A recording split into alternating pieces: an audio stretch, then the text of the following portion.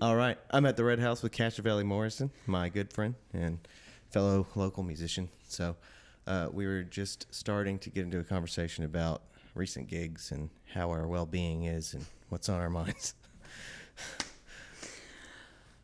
I should say we have great conversations, and let's just put the pressure on from the beginning that this is going to be amazing. Yeah. See if we're on our game. Yeah. I always say the awkward thing. So I did that the other night, I feel. And then I'm like, oh, I always say the awkward thing. Why did I just do that? But it's like I have this thing in myself where I have to speak to whatever I'm experiencing. Like I want to be so authentic that I'm going to say the thing that will even embarrass myself, because I hate hiding anything. I'm just like so over it. I think growing up in the 80s, there was just this like feeling of that I took on, that I had to show that everything was all together, that everything was as I planned. Mm-hmm. And I just feel I've just been in rebellion of that. I don't know, especially lately, where I'm just like going to say the thing that is the absolute truth. So I felt like I let that the other night a little bit. But yeah, it was good to play. We just played as a trio, and I haven't been playing much. It felt really good to play and be my sloppy, messy self in a way. And that feels like a rebellion, and that feels like something I'm interested in, like naming. Mm-hmm. I really love creating spaces lately where, people can say and name what's actually going on. Like, yeah, I'm feeling some anxiety right now. Wow, a few seconds ago I said this, and now I'm feeling shame about it. Like I'm just really drawn to that kind of radical honesty right now. So on stage, it's a little. Afterwards, I'm like, is that okay that I did that? But yeah, I just think that's where we are in our healing as a culture. Like, I think there's still a lot, especially once you have kids and a family, that I feel like there's this pressure to not name what's going on. So I'm super transparent, kind of hopelessly transparent, but I feel like I've reached a new level of transparency, and I'm interested in that. You know what I mean? I do. I think it's really interesting. I think because what I think I'm starting to realize more and more that something I really take issue with is maybe, I don't know if it's like self-deception or if it's I think it's contradictions or something like that. When people like really let two contradicting spirits kind of inhabit their being or something, because that's like a really visible fight. And when we think of artists, I think we think, just really generically speaking, about people who might be prone to like have cynical ideas about what marketing is, and like what manipulation of audiences and stuff like that is, and like mind control, like those things. But yet we often do those things by promoting only this like really perfect version of our persona. Mm-hmm. Like as artists, like everything's fucking perfect all the time, everything's exactly as we want it to be, everything's in our control, and we're grateful and humble and all these things. It's like that is not the complete experience of the artist. And I really can't stand what we do with this idealistic space with social media, and also with performance, that makes it seem like we don't have any negative parts to us or something. Yeah, I love that. And I think that the more we're transparent with the struggle, and like, wow, I did that, and maybe I'm having some doubt and shame about that, the more we give permission to everyone else to be authentic, and to also really speak their voices, and like, you don't need to do this perfectly. So I've been surrounding myself by women and really passionate about helping them speak their voices, speak anything they've been holding back or create something they've been holding back, like just really own like what's your desire and putting it out there. And at least in my own experience, I had to get to the point where I wanted it so badly that the desire for it was bigger than any fear of embarrassing myself or humiliating myself. And so I just feel like I'm giving permission to them. Like, you don't have to do this perfectly. Like, this is going to be messy and you're not going to get it right. And that's okay. I would rather have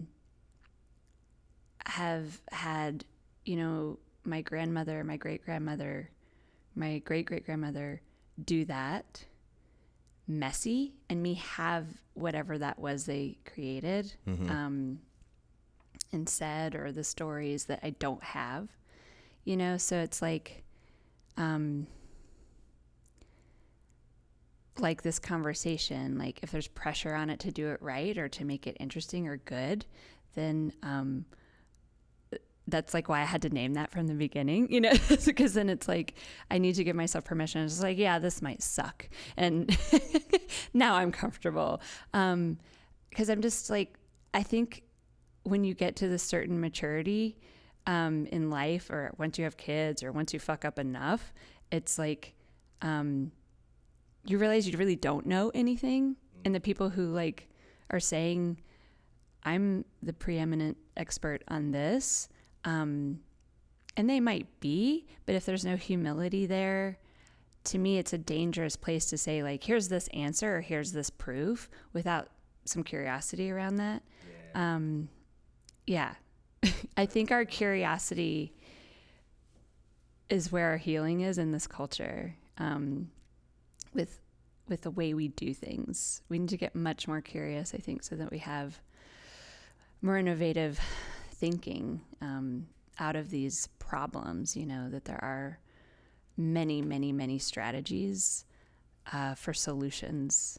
And I think people are doing that, like with gender, with conventions, with relationships, and finding innately what is it that I want and I can create from there that might be in direct opposition to what I've been told is the way to be, or the way to be an artist, or the way to be a wife or a mother or a partner in a relationship, or yeah, there's a lot there. There's a whole lot there. Yeah. I'll tell you now, just like as a part of the conversation, that I'm glad you're here as my friend and as like a person that we've been able to do this a bit. I have two questions. One is very scary and one is not. Okay. It's scary to you, or it should be scary to me? To me. Yeah, okay. Because here's the thing. I know how you and I are and how fruitful our conversations are and how deep we're willing to go with each other. If we go down the road of truly talking about society and the way that it's perceived, I know that what I'm going to end up doing is offering perspectives that, whether they're for the sake of advocating for the devil or whether they're for the sake of trying our best to get towards something true, they're probably going to be uncomfortable for us to talk about. And that's not anything that I would like insist. I wouldn't have a conversation that I insist is uncomfortable for either of us unless it was going to be something we both wanted to do. Yeah. The other alternative would be to, gracious, what in the world? The alternative question is, instead, it's probably my hair. My hair gets everywhere. I don't know what it is, but instead I could ask you, about sort of something you just said, indulge in that curiosity and kind of go down that hole that is probably more about what you have going on. Mm-hmm. So what do you want to do? Let's do both. Okay. I think inevitably we're going to end up in that other place. So let's start with the safer one.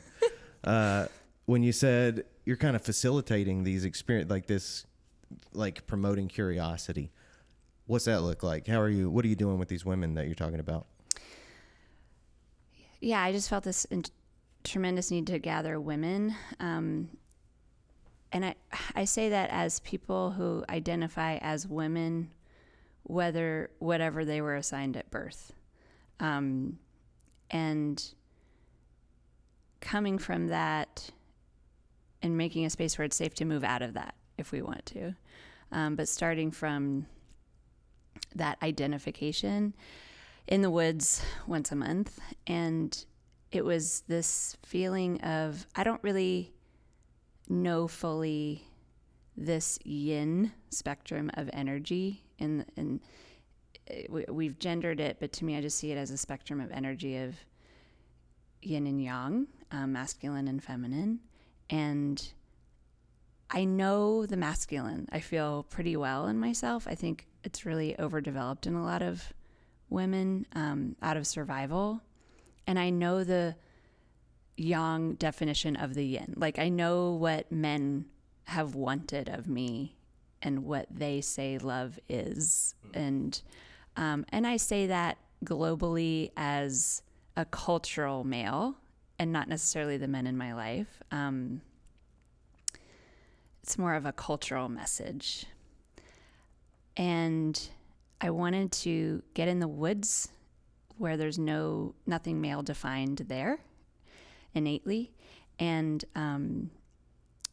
find what is this wild self that came in this body, in this form. And I mean, it's like so empowering to come together with women consciously out of that space. Whereas I feel like when I was with women before, it wasn't so much trying to get conscious about what we were handed. It was more like in reaction to what we were handed. Like, oh my God, like, and there was like kind of, let's relate on the struggles we're facing. But in the woods, it's like we're relating over,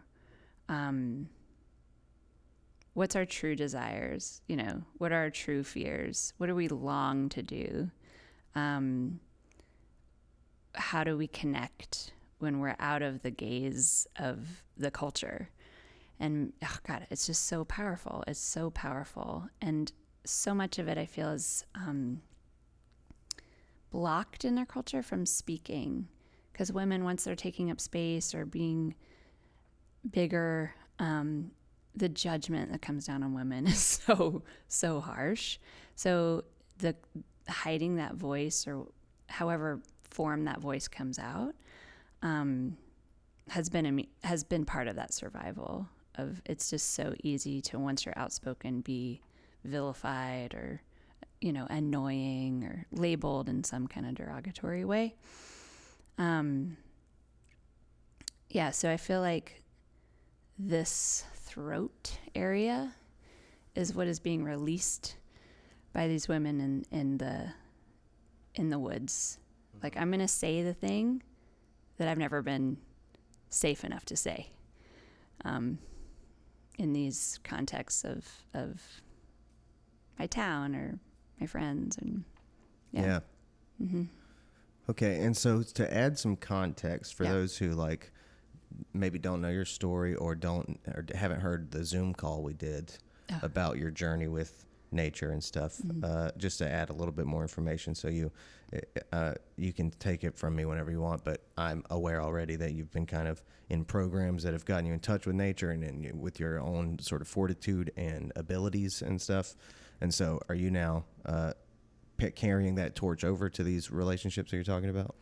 Yeah, so during COVID, I was just really feeling, well, actually it was before COVID, I was really feeling this need to face my fears, and slept outside for the first time by myself, and which I couldn't believe that I had never done that. Not at a campground, but just like in the wild somewhere. But I would tell my female friends about that, and they're just like, oh my God, that's so scary. I can't believe you'd do that. But I just felt really drawn to like connect with the earth, and that led to a whole journey. But then during COVID, I found this program called Deep Remembering through Holistic Survival School, and it's with this teacher, Luke McLaughlin. And I recommend it to anyone. But definitely was healing of my masculine, like a healthy, mature masculine, or yang, like where you're gonna decide you're gonna do the thing and you're gonna keep going, and it's hard, and it's not that hard though. You meet in the woods for 4 days a month for 10 months, and you learn the skills of your ancestors, like friction fire, hide tanning, basket weaving, flint knapping, all kinds of things. And then this holistic work of healing and regulating your nervous system and understanding your survival patterns. But it was just so healing to meet among like 15 people and have a village, and you realize how calm your nervous system gets when there's 15 people working together. And then I would go home and be like, oh wow, I got to go to the grocery store. I got to make all my meals. I got to take care of my kids. Like no one's helping me. Nobody, like we're all isolated in our little boxes and don't have this village anymore that our ancestors had. But it definitely felt like healing of this certain side of myself that I really needed, like this connection to the earth. And it was so funny. Like I kept having these visions of who I call my spirit dad. I kept having these visions of this like indigenous man who is this really healthy masculine. And he had like this knowledge of the earth that I could just tell, like, we don't have this knowledge anymore. And when I found this program, the teacher, Luke, like even looked like that vision. And so I just felt like it was such a spiritual journey, like to find a healthy masculine, and show me, what I wish my dad could have shown me or my grandfather, that connection to the earth had been lost for so long. But the women in the program, we would talk sometimes about like, gosh, there's really something to the feminine, to the yin that is really unknown to us. And so, I didn't really know what I was doing or how I was going to do it, but I was just like, I'll just start this thing. And it's already morphing and we're going to change it completely. But it's being co-created by me and these women in the group who signed up. And I told them this, like, this is a lab. I don't know what we need. And at first I thought it was going to be, just a feminine version of what I did in the 10-month program, which I knew it was going to change. But I think now it's really changing. Like I think we're really finding what we really need as like to find our power that's been oppressed so long that we don't even know what it is. It's like we're discovering it from getting in touch with the body. I think we've been cut off from it. And like the more I read about like the burning times, like, I mean, there's different estimates, but it's like at least 200,000 women. Sometimes, there's been figures up to 9 million women were burned for having this relationship that they had that was really foreign to this logical, analytical materialistic way of thinking that I feel is more the yang energy. There's an intuitive power to women that I think men have. We all have this spectrum within us. But we have gifts and challenges. And I think there's been so much disregarded or minimized of the unseen and this intuition and this connection to plants and their healing properties. And I think there's just so much to life that just because it's not seen, it's not valid. I think that's what we're discovering. That is a lot of great stuff. A question that comes to mind that I think was very well, like everything you just said was a bit of an example of that, is like, I'll be real. Personally, I feel as though what we're experiencing on some sort of like spiritual level is the total absence of what we would probably call the divine masculine. And what has been criticized an awful lot for our relationship with history is, I think, what we would call the tyrannical masculine or whatever. Mm-hmm. You are a unique person with your voice for this reason, as far as I'm concerned, in my little world, for voicing an understanding of the divine and appropriate use of masculinity and like its positive attributes. Mm-hmm. it feels to me like as we were talking about some of the problems that might exist in society, I think there's ways where we could understand it on the same page as far as what's missing and stuff or whatever. But like I get frustrated because I feel like people are some people maybe who haven't like explored these. I don't not like that. I don't want to act like there's a monopoly on the right answer or whatever. But some people just talk mad shit like that. Like what we need is nothing but feminine power to solve all these problems. And I've noticed that you don't seem to say that. You seem to seem to want in the same way that I do this balance. Mm-hmm. So the new project I'm working on, which is still forming and it's a mess in its messy creative process, is all about the connection between violence against females being not a coincidence with violence against the earth. And I think the masculine is suffering. I think men are suffering as much or more than anyone else in the culture. And I know that's like maybe a radical thing to say, but the people who are hurting the most people usually are the people hurting the most themselves. The masculine has been deprived of the feminine within them, in my opinion. They've been taught, here's what masculinity is, which isn't masculinity at all. And I think I've known, like 3 healthy masculines in my life, like where it felt like I could feel in their presence a maturity, an innate, empowered place where they're healed on both sides of that spectrum and in service and holding these safe containers where their ego has been broken in the most wonderful way that we all need, where it becomes in service and it's humble. I'm here to protect.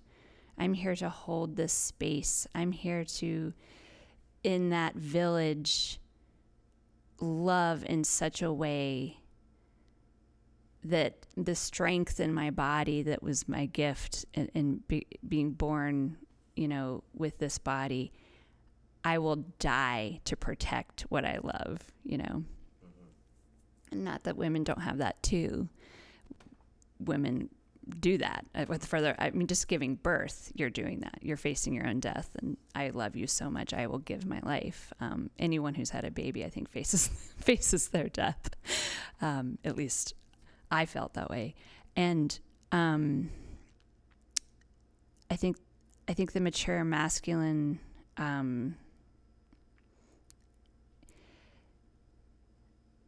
honors the feminine and sees that I can't penetrate this power into the world safely without the feminine.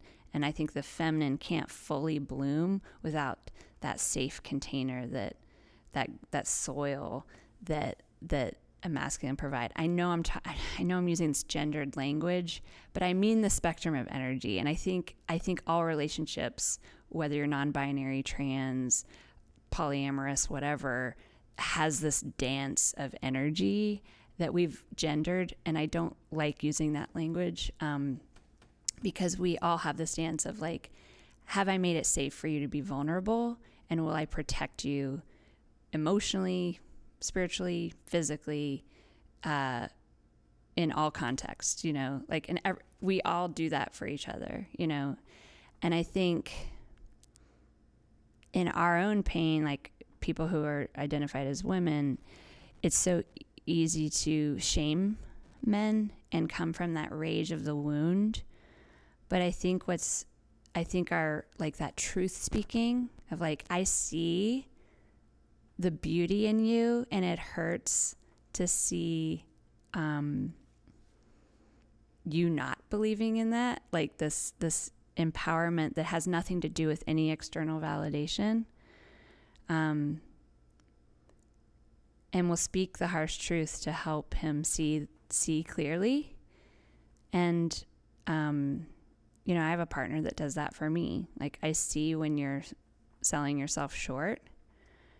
I don't know. I think a partnership is to help you reach that. I mean, we say divine, but there's so many words for it, but reach that like understanding in yourself that you're just this miracle and you're so powerful in just being your authentic self and finding within you what you're here to do in service to make this a more generative space. I believe that. Yeah. I feel that way. I think men have been taught, like, here's my success is having this beautiful woman on my arm, having money, having this kind of career, impressing these people. I think that's been like literally pushed. Maybe not so much now. I don't know if it still is, but I don't know. It's still there. It feels like, that idea I tend to take issue with just because it sounds as though I think we often have this idea that like the culture that we found ourselves in is not a product of human nature at all. And human nature, there's a question of whether human nature is a part of nature. And perhaps if you're like working with a biblical story or something, no matter which religion you're working with, actually, I think there's like efforts to explain this difference, like why we play by rules, unlike the natural world. Mm-hmm. But like, I guess all I mean is most men, I don't think, have to be taught to want a beautiful woman on their arm or to want to collect wealth or resources. I think if you dropped multicultures of men in a space, like those are like fundamental. Those things are going to produce themselves. So like it's more external. Like, I guess what I mean is like, there's nothing wrong, I think, with wanting those things, but when your value is defined by it. But I love this question of like whether human nature is a part of nature. I think that's our problem, is we've made ourselves the other, and look what we've done. And do you think we are the other? No. Okay. I think we're absolutely part of the system of nature. Like, we're part of the ecosystem, and what's made all this destruction is that we've made ourselves the other. And to me, that's the root of all suffering, is like, I mean, and racism, sexism, ageism, ableism, all those things. It's like defining as the other. But it's like, if I understand myself as part of the ecosystem, I'm not gonna go into a space and mow it down and make a parking lot without understanding how will this affect the entire ecosystem of this space.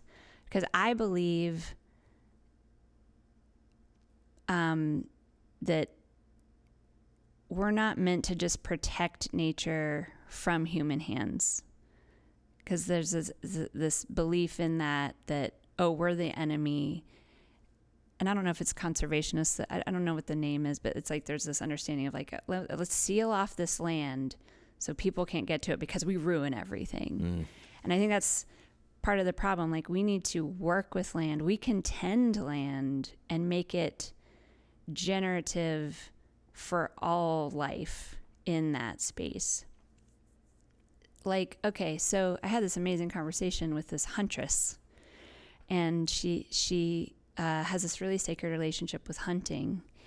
And she was talking about the woman who taught her had to learn from the good old boys.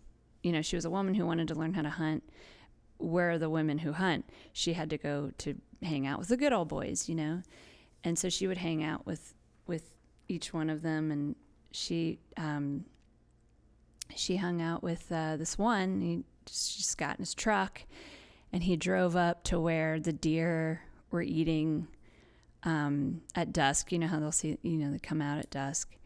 And he just looked at her and was like, this is the only way I hunt. And he drove up real loud in his truck, and some of them scurried off, but some of them stayed. And he got out of his truck, and he just yelled, "Are you here for me?" And some of them ran off, but some of them stayed. And he yelled again, "Are you here for me?" And finally, one deer is remaining, and he just goes, "Are you here for me?" And the deer turns and presents its broadside, and he shoots it. And she was just like, what the hell? And he just said,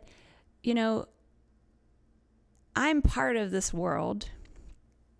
They know I'm coming. They know why I'm here. And if you give them a choice, one will present itself. That I'm here to feed you, because those animals aren't seeing us as separate. And if we were really functioning as a village, and we know there's a lion that has to be fed, and we're absent of the ego that we have, and we're functioning more as an animal, we probably would like respond differently. Of course, we do have the ego, and we're all going to try to protect ourselves. But what we'd probably try to do is find some animal for this lion. But it's like, she had this whole belief. She was like, the land knows you're coming. And this is what I mean about that feminine wisdom. There's so much that science is starting to reveal in quantum physics, and that there's almost a consciousness even around the air. The trees have this whole network beneath them that mycelium connects the entire earth. Like there's something to be said about that. And to me, I don't have the answer. I'm just curious about it. And I love these stories like that, because it's like, here's this piece that we've been missing so long, and look what's happened to the earth. Literally, it's becoming uninhabitable for to the life that it made out of this environment. And if we understand that there's more of a symbolic relationship, that we're fed differently than just by food. Like if my partner, Ryan, writes a note and says, I love you on it, and leaves it for me, I'm going to be fed by that note more than a meal. I don't think the earth is any different. I don't think animals are any different. I don't think trees are any different. We think of things symbolically as not having true literal sustenance, but it does for us. I think all life is like that. When I ignore my cat really knows, and is concerned, I can tell. I think that if we had nurtured this relationship that we see more written about in Native American testimony and indigenous cultures, we wouldn't be in the place we are now. And to me, there's something of the yin in that this intuition, this understanding that, like, I've had too many times in my life where I needed something very specific and it showed up immediately. I can't talk to too many people about this, and I don't know how to explain it. But I talked to a woman for 5 hours yesterday. We just started talking, and we got into this space, and she was like, this has been my experience. And she started going through this life of these experiences where she's like, I can't talk. She's like, I've been waiting for this conversation for 30 years. She's like, I cannot believe the things you are saying, because this is my experience of being a woman. And I was like, I know. And this is the problem with patriarchy and the blind ways we all follow it. Women are kept separate from having those conversations. But the more we have those conversations, the more we're realizing, when you say like women needing to be the one who solve the problems, there's part of me that I do think the feminine is what will solve our problems, but I think of it more as yin, and it's within all of us. And I think it's been so long that we're all reacting from these wounds, that there is something to, no one's really fed by the innate yin spectrum of energy yet. Not fully, because we don't even know what it is fully. Yeah. I could just keep going, but just talk myself in circles. Yeah, still, there's a lot there to choose from. Maybe we can figure out where we are exactly. Yeah. I mean, like when you were talking about the state of the world and stuff, like I'll be real, like as a non-science reading person or something, I have heard all this stuff about sort of where we are in the world for a long time.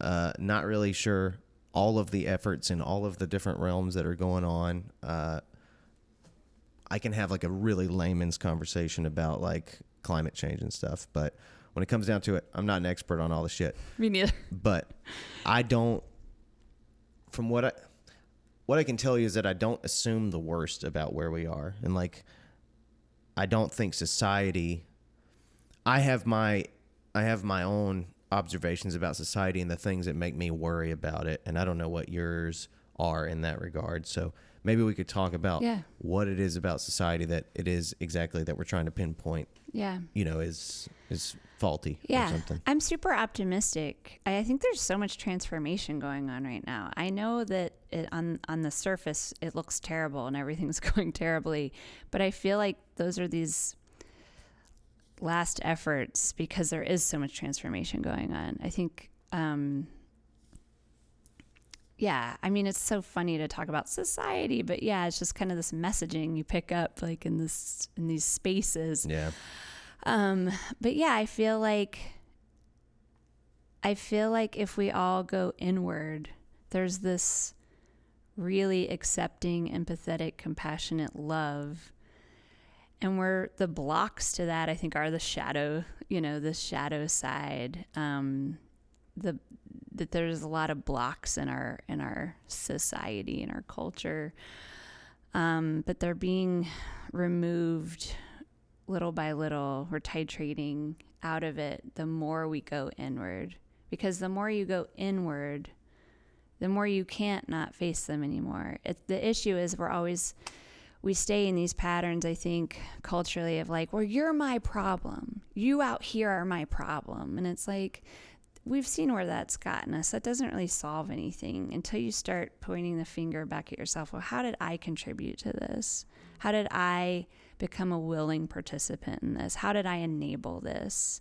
What are my beliefs that tell me that I'm not worthy or valuable without this external relationship or validation? Like when you're an artist like us, we face that all the time because it's like, okay, I'm going to write this song from my soul. And then you put it out there and there's like, there's a desire for it to be heard and, for someone to feel less alone and that desire for like, it's just going to spread around the world and I'm going to be this voice for the whole world. And then all of a sudden you're facing your shadow of like, I'm not doing this for outward validation. Yet there's a desire for the voice to matter. I'm not putting myself in your shoes, but like there's this feeling of like, I want to be the artist that illuminates this thing that like heals all these people and uplifts all these people. But it's like such a thin line because then the next time I write a song, I have to stay in that humble place of like, I'm doing this from my own inner work. And if I start doing it for this outer thing, I deny myself that truth being fed by this action, by this relationship of being with creativity, with creation. But I mean, I know we're jumping all over the place, but I do feel like this out of our fear, we do a lot of finger pointing, and out of our fear, we do a lot of comfort seeking and certainty. Like, okay, I'm going to get married and like, okay, that's settled, done. Put that over here as if the journey stops. I mean, we all know it doesn't, it still keeps going. But I think the more we lose our ground, the more we feel like we're lost, the messier things are, where you're like, man, I don't know. The closer we are to really being more part of that ecosystem in a way. Mm-hmm. Like we can only just take one step in front of us of like this innate being a part of nature is also like what our deepest pleasure is. And I think most of us are kind of stunted from our deepest pleasure because we've already have it in our minds, a limiting belief of like, well, I can't do that because that'll be embarrassing or someone will be upset. But if we really get in touch with that deepest pleasure, like what will give me so much pleasure that it feeds me more than food, more than any material item, then I think we'd be more in balance with our ecosystems. You know what I mean? But we have to face all our fears to get to that deepest pleasure. Mm-hmm. That's why I started singing. I mean, for years I wrote songs and was so terrified. I was just like, no, there's no way I will ever, ever, ever sing these songs outward. And the pain of not doing it finally exceeded the pain of facing everything I'd have to face to do it. And I think that's where we're all getting to. Like, I'd rather face whatever pain of embarrassment or humiliation or someone judging it, or someone hating me. I think that's kind of what COVID did. Because it's like, hey, you might die and the world might end. You might as well do what you're here to do, you know? I think so too. I think that pleasure that you're describing, we could probably conceptualize as like, that's like the meaning that people try to seek in life, that place. And to me, in my mind, as we're thinking through this, I think it's a nice idea. The idea of the meaning being this sort of relationship between like, because as you're like what you were describing, because again, we were trying to anchor this back toward like what's going on in society, broadly speaking. And I like the idea that maybe this is like you chase something like a passion or like a risk, and you maybe go to that place of being like, when I've been in my life sort of in the apprentice role, that's felt like a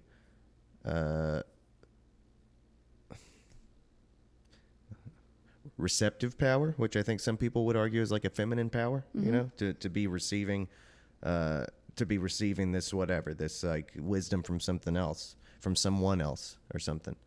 And then like the masculine application of that, like once you master it and put it forward in the world and whatever. And I could see that being that like this harmony that produces a meaning in somebody's life or whatever, to take this ability to learn from other people and then master it and make yourself capable of teaching other people and serving other people and all this shit. That all sounds meaningful.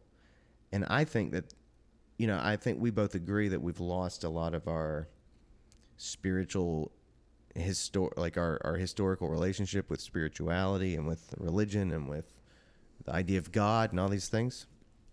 And I think there's a great argument for discovering that again in some way, even if it's different, even if it's more, especially if it's more ancient, I think.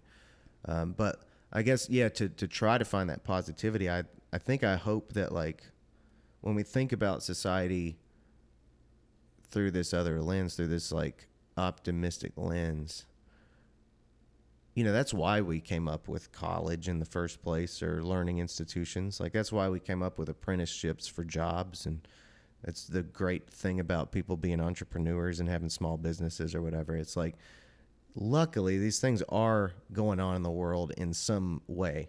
I think part of our complaint, or my complaint, is that we replaced like our natural meaning or something with labor, with like our labor identity instead of our like human identity. And I don't know what to say about our human identity because I don't trust that idea on its own.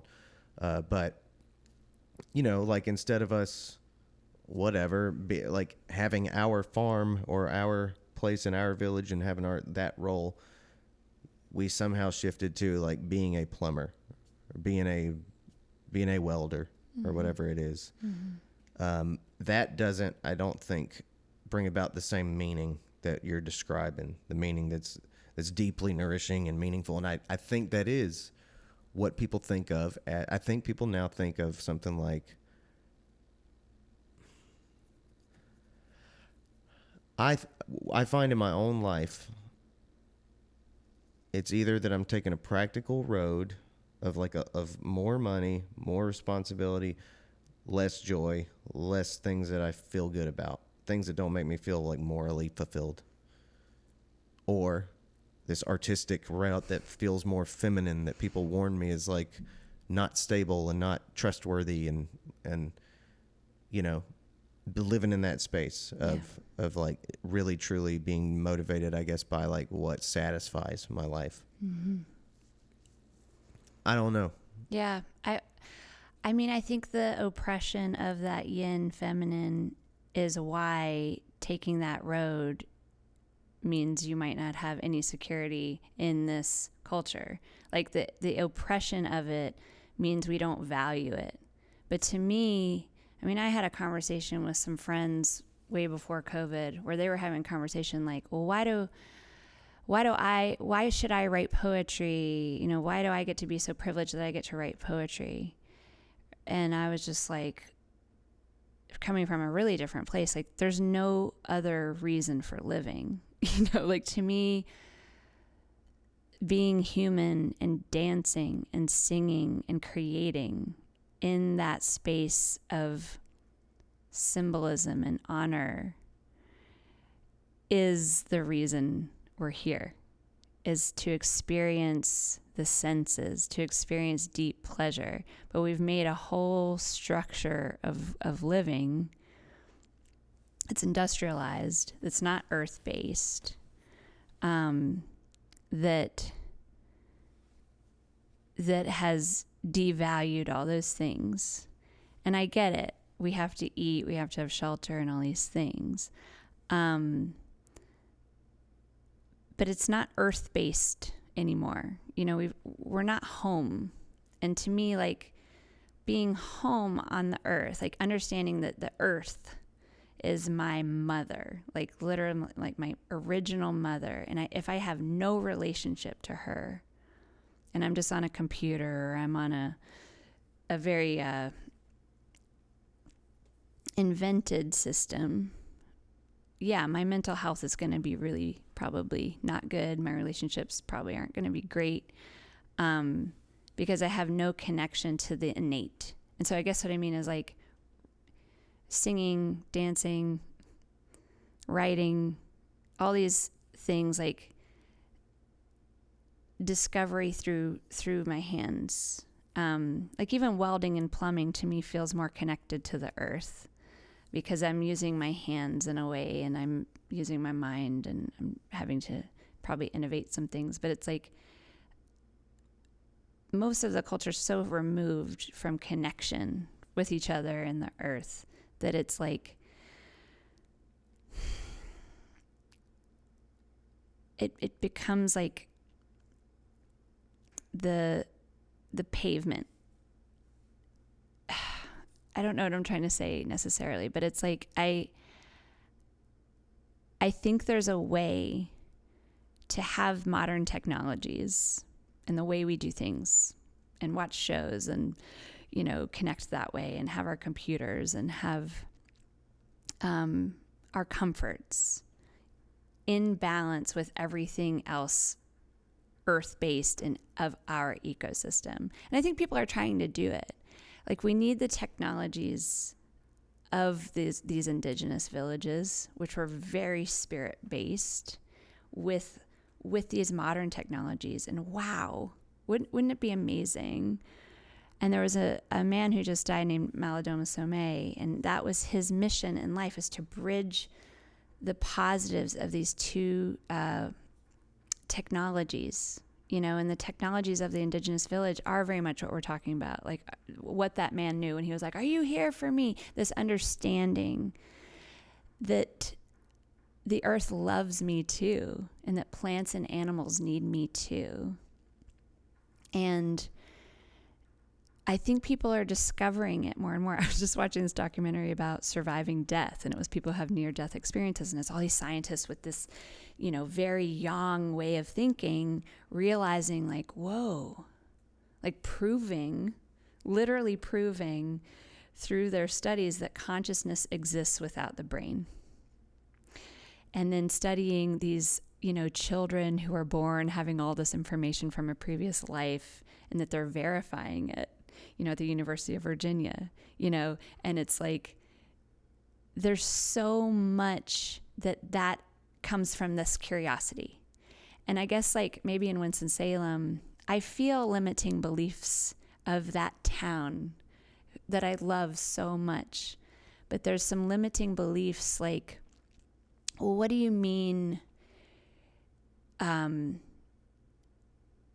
that, you're asking for this and then it's arriving? And it's like, it's so beyond anything they've experienced, or because their whole brain is focused on, if it's not tangible, if it can't be proven by these methods, even though in this documentary they are proving these things by these methods, where it's like I can bring it into the yang sense of understanding, but it's like, if I can't prove it, then it's nothing. It's like I can't even consider it.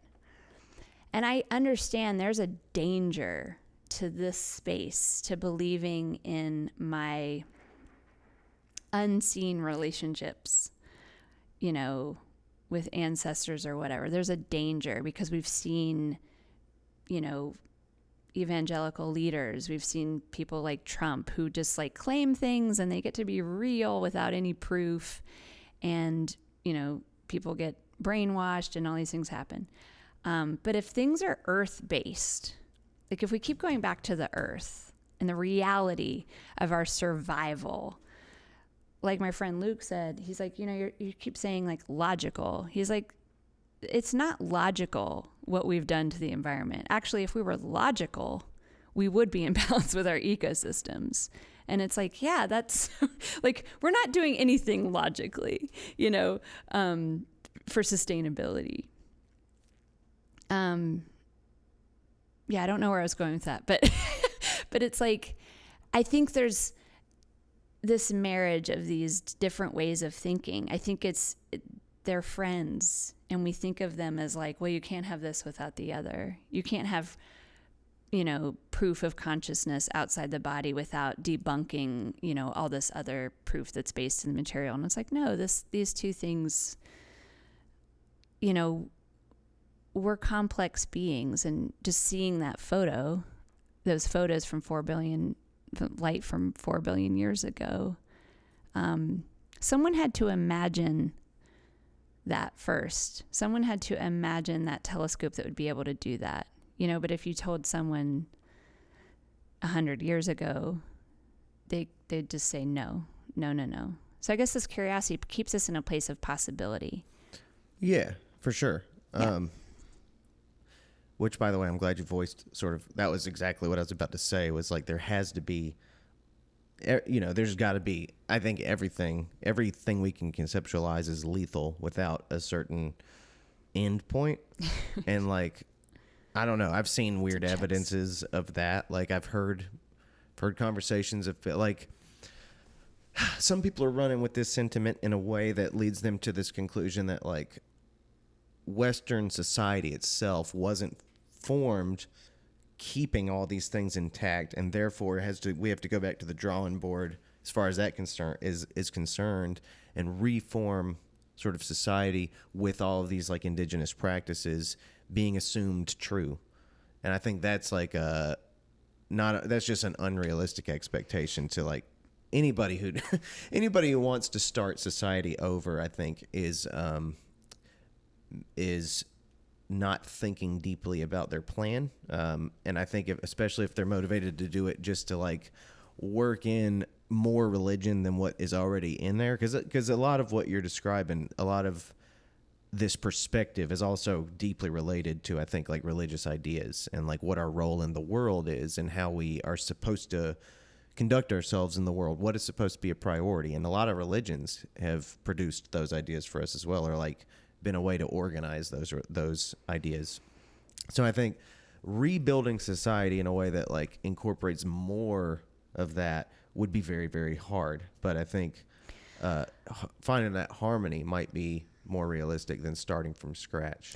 Oh yeah, I don't think we can start from scratch. I think I think finding the harmony is just like a slow little teeny bits by bits process where it's like, maybe one company decides to incorporate a more holistic practice with their employees or something, like, oh, we're going to do breath work once a week here and offer it for free for anyone who wants to come.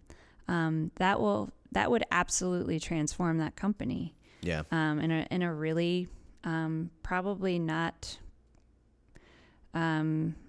obvious way, but if I can jump, it's so funny.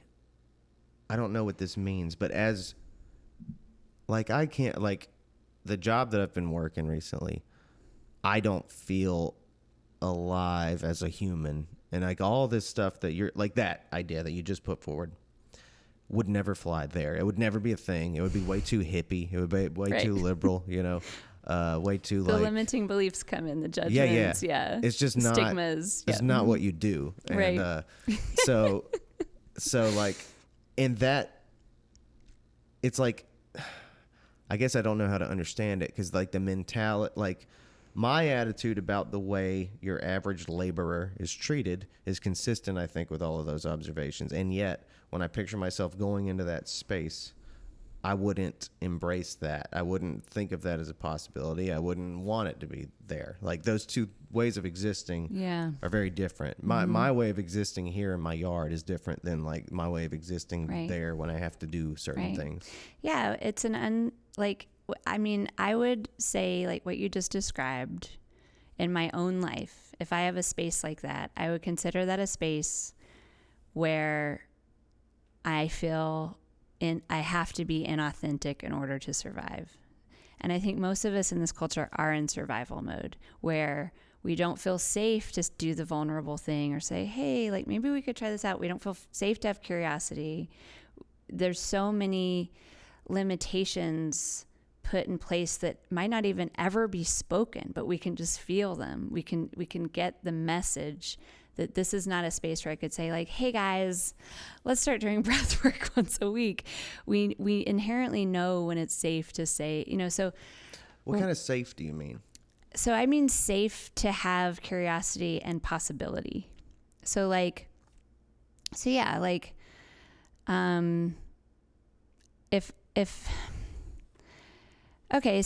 so my show the other night, and some of the things I said, I wasn't sure if they were landing and being received in the way I intend them. I don't know. That's the risk you take when you play a show and you talk, because they're coming from a context where they haven't been open to thinking a certain way. God, that sounds judgmental and like pretentious probably, or I don't mean it that way. But there's a certain space where I know if I talk about my relationship to, psychedelic mushrooms, where that is going to be understood and accepted and received and safe. I'm not going to be judged. I'm not going to be disregarded or minimized or like cast off because I have a relationship with psychedelic mushrooms. If I say that in the wrong space, there might be people in the room who disregard me as a valid person, anymore, and it's so interesting. Michael Pollan just came out with the documentary of his 2 books about plant medicine, about psychedelics.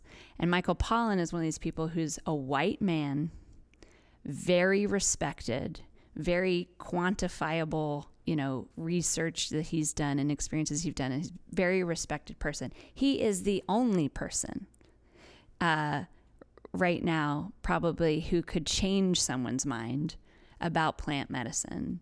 Maybe not the only person, but what I mean is a white man. Why white? What do you mean white man? Because he's using his privilege as a white man, as a respected person in this way of thinking, in this material world where I can quantify everything, I can prove everything. And he's using those methods to bring people in that who are locked in that way of thinking, which is a wonderful way of thinking, into thinking more outside of that way of thinking. That something from the earth can actually open you into a new consciousness. And to me, it is always going to take a white man. You know, it took the Rolling Stones, it took Bob Dylan, like for African American music to be accepted on a mainstream level, you know, and celebrated. You know, it always is a white man in a, you know, patriarchal white dominator culture. I think we're gonna get lost with each other here in a second because I don't think I see it that way. Like, really? Yeah, I mean, I know that we have a history of. First, I know that. First, I acknowledge that like that other ethnicities have been a minority and are a minority for the most part, and and also in like a lot of creative and work related fields that like men have been. They were a monolith for a certain period of time. Yeah. But like, I guess I just disagree as far as who's impacting culture, because I think there's been a lot of like, I think ethnic and gender differences as far as impacting culture are actually, I think we think they're more limiting than they actually are, and I think we've had a pretty, like a very single-voiced diet of that message, and I understand why, because it's been a worthwhile message to hear, but I think there's a concern I have with that message being like too voiced as completely. I think as that is just that. I mean, we just exclude a lot of people who've accomplished a lot of things regardless of being a minority or whatever. But I guess, I mean, by reaching people who are of that thinking. Do you know what I mean? So, I mean, no, of course, yeah, that things have really progressed, but we're still in massive gender disparity and massive white privilege. Like, predominantly, the data shows across the board that white still has most of the privilege, and that there's gender. I teach a class on gender disparity, so I know the data of gender disparity in every system, and it's not good. It's really not good. And so what I mean is, when a white man uses his privilege to step out into that space of something that's been culturally,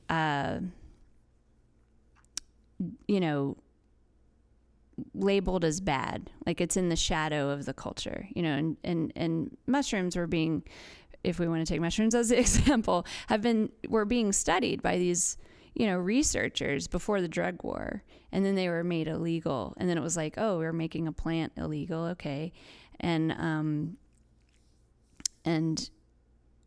it became, synonymous with cocaine and other drugs like that. And so I guess what I mean is like when there's someone stepping forward to like try to make something accepted on a mainstream level, I think it's accepted so much more with open arms if it's by the dominator race and gender, that it's someone who looks like them, as if that makes sense. I just don't subscribe to that idea. So you don't see that? You don't see that happening? No. But why aren't more white men stepping forward to speak up about the things that are not okay in this culture? Like, why not use that privilege? And I guess what I mean is like, I feel really grateful for Michael Pollan for doing that, because I know other people are doing that, but they're not going to change the minds of someone locked in these ways of thinking that are very limited. Do you know what I'm saying? Because he already had the respect of the mainstream. And so to then step into this space of something that's taboo in that space, that's using his privilege for good, I think. I mean, I guess the first step I would have to offer is to say, not everyone engaging in this conversation even accepts the premise of the privilege theory, like the idea that if you are a part of if you're a white male or whatever, that you're like innately, that you're automatically more privileged in society. Like that's not, I'm not necessarily taking a position on that in this moment, but what I'm saying is that the people, because you asked like about where other men would find themselves in that. Not all men or women or Black Americans or whatever, like not everybody agrees with this idea in the first place. Right. Yeah, and I understand that. Yeah, so, I'm saying it as my opinion. Right. So that, I guess that was my question, is like, do you see these ideas that maybe inform this perception that you have about like the privilege or the ethnic aspect of this? Is this an opinion that you're working with, or is this, as far as you know, an assertion of what's true about society? I think when I say privilege, I'm thinking about data. So I did something called the Racial Equity Institute, and no, it's not as cut and it's not as black and white as people might, like maybe what you're assuming and what I'm saying. But across the board in every system, education, medical, religious, all the systems we have in place, the lower the outcomes, there's a huge disparity in outcomes between white and BIPOC. And what's interesting is across the board that even though white people have better outcomes in all these systems, that compared to other first world countries, white people's outcomes are much lower than other white people in these other countries. And it's because the lower the outcomes go for minorities, the lower ours get, even as white people. So they're still better, but they're worse overall because racism lowers everything. And racism, people don't, there's so much blind racism, like that they've studied as, in this Racial Equity Institute, they have the data that is just like stunning that we're not aware of. They were able to show these doctors, like, actually, here's the data of how much time you're spending with your white patients as opposed to your black patients. But when they interviewed him, it's like he had no inkling at all that he was doing that. He's like, no, I treat everyone with equality. I give the same care to all my patients. But then they showed the data. And it's a different story, and you can look at the data of, who gets the apartment, where it's this blind racism, that it's so buried in the unconscious. So it's like, well, I'm going to give the apartment to this person based on this information, and then they find that actually you're never admitting anyone who's a minority into your apartment building. It's to me, I'm of the belief that because I was raised in a culture that I think is racist and sexist and ageist and ableist and bigoted, that I have that in me. And the work is to constantly become aware of how I'm enabling that, how I'm contributing to that from an unconscious place. On the surface, I'm like, everyone, yes, I want equality. And I think most people are like that. But there's conditioning that's so unconscious that I have to be constantly working on how am I also contributing to this inequity. So,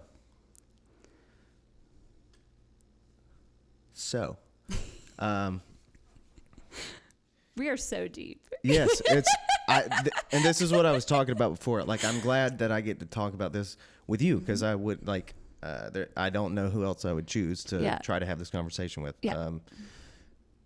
I wanted to say first that, like, I acknowledge a lot of the data you're pulling from. Also acknowledging that, like, it's not I'm not someone who just thinks that all data is relative, but I am someone who basically, in my process of distancing myself from liberalism, learned more data that informed more ideas that just left me with no identity. So I'm not coming into this as like someone who's on the opposite side of a spectrum of you.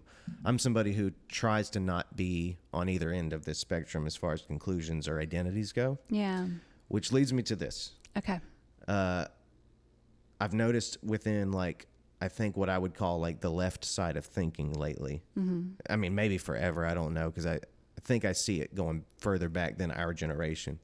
But there's an idea that culture has informed who we are, and that like culture has given us its problems. I don't subscribe to this idea. I believe that humans come first. I believe that we're actively always updating culture. I don't believe that we're products of culture in the way that we're told we are. I don't believe all of society is racist, bigoted, ageist, sexist, all these things. I don't believe society is a thing that exists. I believe that we are a collective group of people that are all trying to share a space, and we can notice things about our behavior that we have in common, and that like we bump up against each other. We most definitely have tribalism. We most definitely relate most to people who we have the most in common with, and that happens on very many different levels. I mean, like in my life, I have definitely had deeper bonds with like black friends of mine that I have than like white friends of mine, and the same with Hispanic friends of mine or whatever. Ethnicity has not been the key, especially not gender, has been ethnicity, or neither ethnicity or gender, but especially not gender, has been a way for me to identify who I have the most in common with. Much like my relationship with you, I've never thought about the fact that we aren't the same gender. I've never thought, wow, how fortunate it is to relate to you despite the fact that you're a woman or whatever. It just doesn't come to mind for me. So I don't feel that way about society as a whole. And that is honestly probably the main thing that has made me get so distant from the identity I used to relate to, like with liberalism. I used to use that identity as a way to know who I had like political ideas in common with. And now it's so awry that I just don't relate to anybody. I don't relate to anybody who's trying to accomplish anything politically. I just can only relate to humans who, and the space in which I relate to them has to have nothing to do with politics if it's going to remain, pretty much. Right. I honestly feel like we're the same in that, like to me, to me, the way I'm conducting my life is like, I don't think our souls in a way know these differences, but I also see what's happening. And I totally get where you're coming from. Like I want that. I want us to relate as humans in the, on the earth, with the earth. And to me, I've had to, safer spaces like that where differences don't seem to matter. But where there is the, like what I would say, categorical type thinking, which I don't think is, I don't know if that's innate or from the culture, but I mean, I have picked up on in my own life fears because of the, what I was taught to look out for, you know what I mean? Like, which made me then, scan my environment in a way that believed men were this way and this group was this way, and, which is unfortunate. But yeah, I mean, in an ideal way, I with my students that I teach at School of the Arts, like, you know, we always kind of come to when in this gender disparity class that it's like there's this feeling of like my soul doesn't know. If I just go to my soul doesn't know these rules or these categories. And I think with going to more of a spectrum way of thinking with sexuality, with gender, with identity, it's our way of trying to let nuance exist. Nuance is more the truth of things rather than these categories. But I think because of growing up female and growing up in West Virginia, you know, I could clearly see that the white men around me were able to do things that others didn't have the opportunity for. Mm-hmm. And so I recognize that opportunity is not yet, like, yes, I have this idealistic view, like we're all souls and we can connect and we can have this, but there are things in place, you know, literally from the systems, like, you know, for instance, that schools are funded by property tax.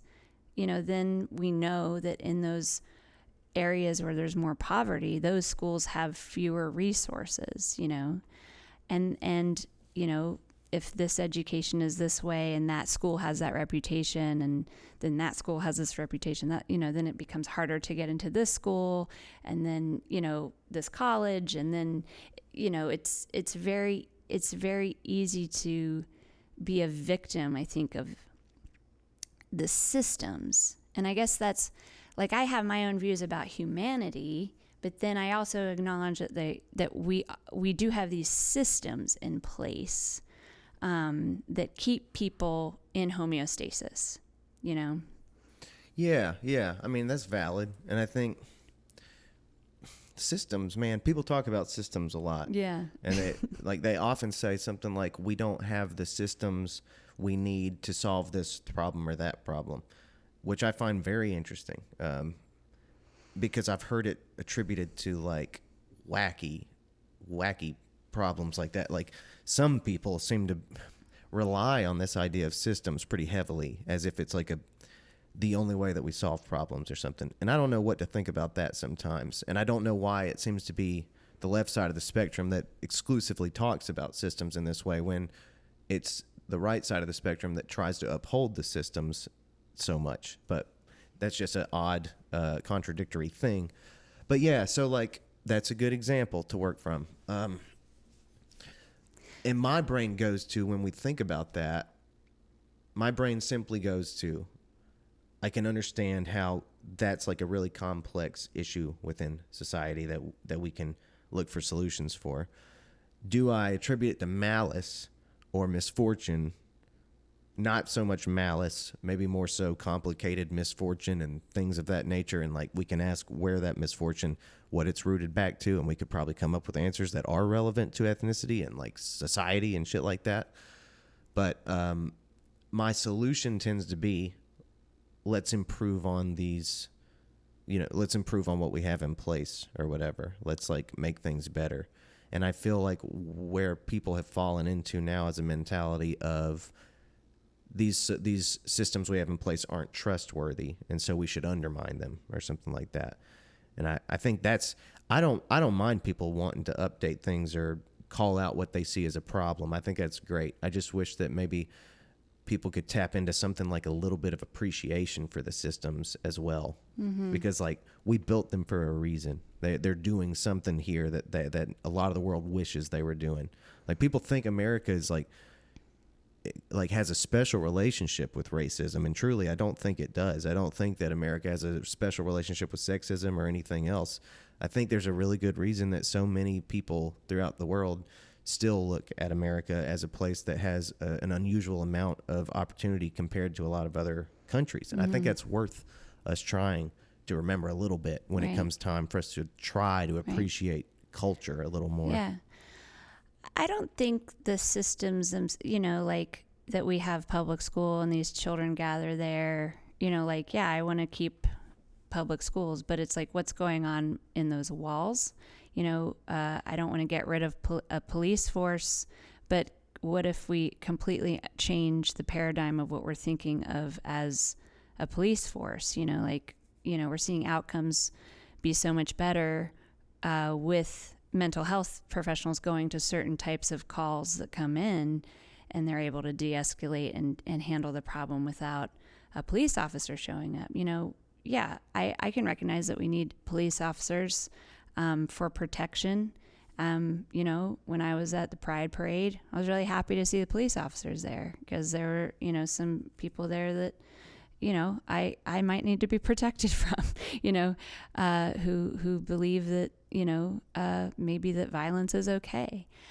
I think the issue is our history. A lot of these systems were, born out of a foundation of slavery, that some lives are more valuable than other lives. And so I think we're in the process of looking at, well, how do we undo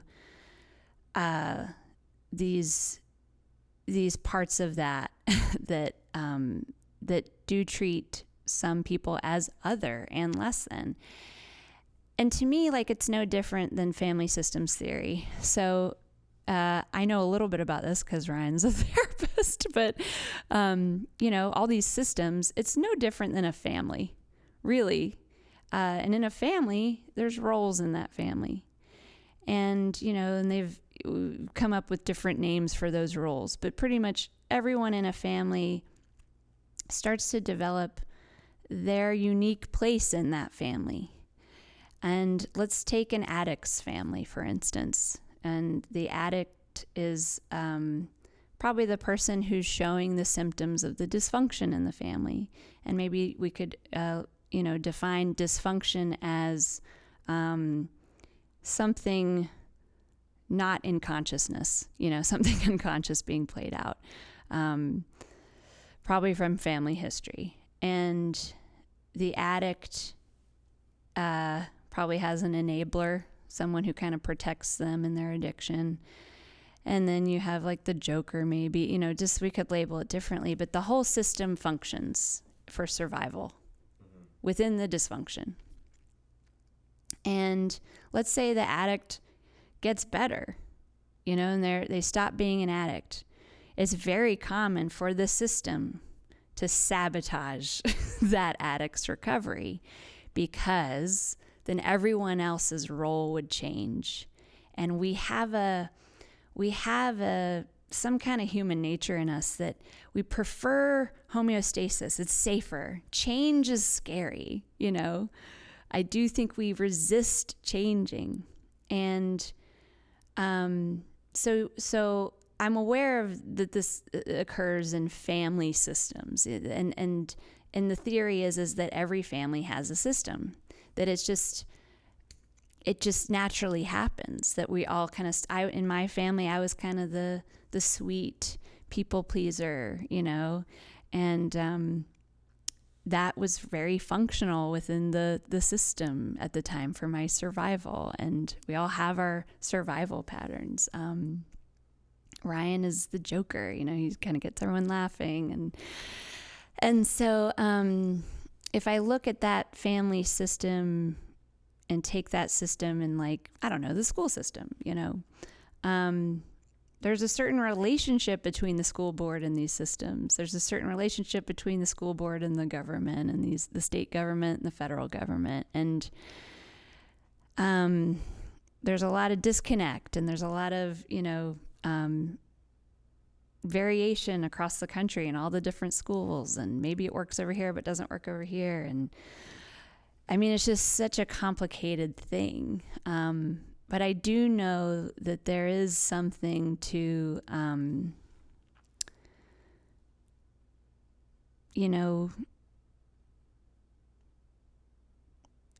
trying to find leaders who are curious. Because I think there's no space for that.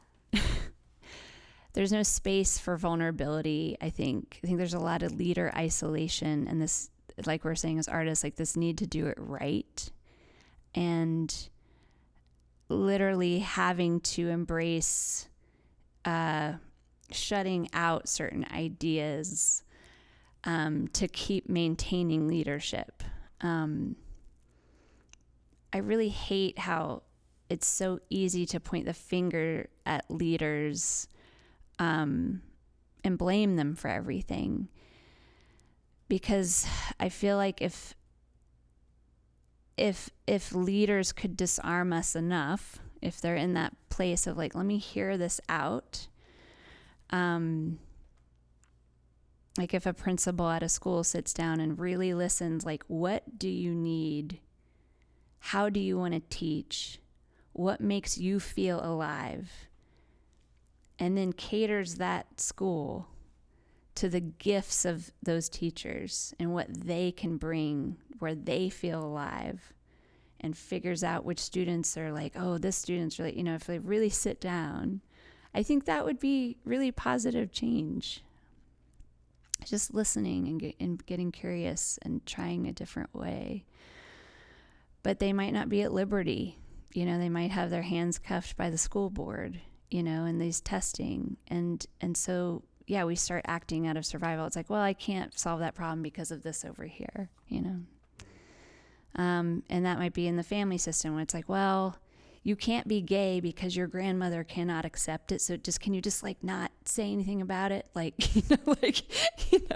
it's just, I don't know. I know we're getting into like, I know it's so much of this is assumption and just, yeah, it's fine. I mean, but I get what you're saying, and I think I can see how they could compare. And I think, I mean, it maybe, all this shit. I know I'm not telling you things that you haven't heard or thought about before, but I think with a smaller functioning system like a family, that stuff is louder.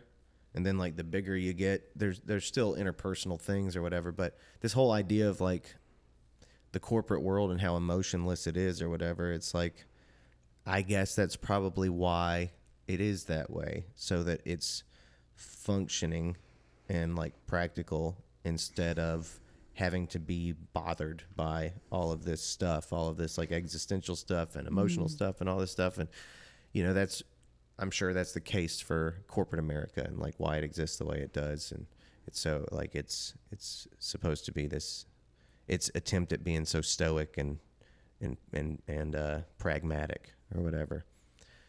It is what it is. I think that there's leadership and the things that we use as indicators, or the things that we have learned are indicators for what produces the outcome that we mean to produce. And our association of that with masculinity or whatever, like that, I think is sort of founded in something. You know what I mean? I have a great example of something.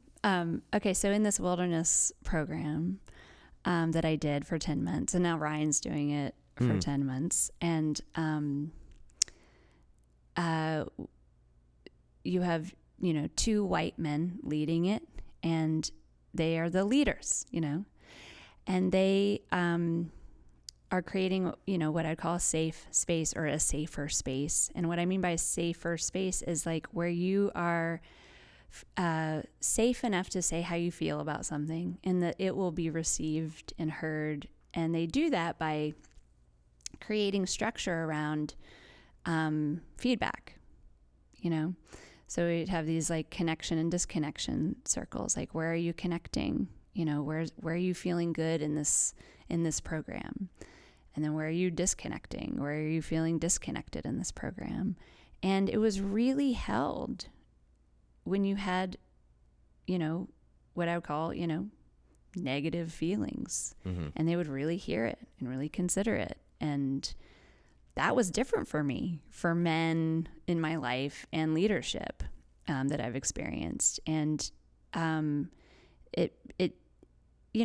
I think that companies where leaders are doing that, or government spaces or schools or whatever in these systems, or doctors, where there's a person in power in a privileged position, or they have a power differential with the people they're around, are allowing that, ego protector we have of like, I'm doing this all right. They're just like, let me be humble, let me be vulnerable, and let feedback come to me. Yeah. That's so, I think, where healing is. And I think there's so much that, until we hear people's stories and feelings, it's so hard to imagine what someone's experiencing. And in a way, it's a form of violence to assume, so if we're not creating a space for someone to tell me how they're feeling about the relationship they have with me, I'm kind of, so I had this conversation recently with the women in my group where it's like, if I don't tell someone something that maybe is upsetting me, then I'm really disrespecting the relationship and disrespecting that they can handle the feelings. And like when I've found out that someone's upset over something I've done, I'm like, oh my God, why didn't you say anything? And I just feel horrified and like a fool and like so much shame. But if they tell me from the beginning, it's like, oh, wow, I totally hear you. Wow, I was thinking this. I was coming from this perspective. So much I think the world would heal through is nonviolent communication, which I've learned in the last year. I've taken 3 classes on it now, and it's operating on the assumption that everyone is just a being of feelings and needs, and that they are doing their best idea at the time with the tools they have and the thinking and beliefs that they have. And that no one is ever doing anything really not from that place, that we kind of learn, well, I get this need met in this way. And that just works for me. It might be a really dysfunctional way, but I've just learned that works, but if it's like, if there's a space for me to speak to that and show my feelings, and they say their feelings, and then you try to find compromise, it's been really healing, and helped me see that like almost everyone I know that's hurt me is not out of them doing it to hurt me. Yeah. It's that they're just doing it because it's really their best idea. And so that's why I have compassion for men, even though like violence against women is so prevalent. It's like 1 in 3 women experience sexual violence or some kind of violence with men.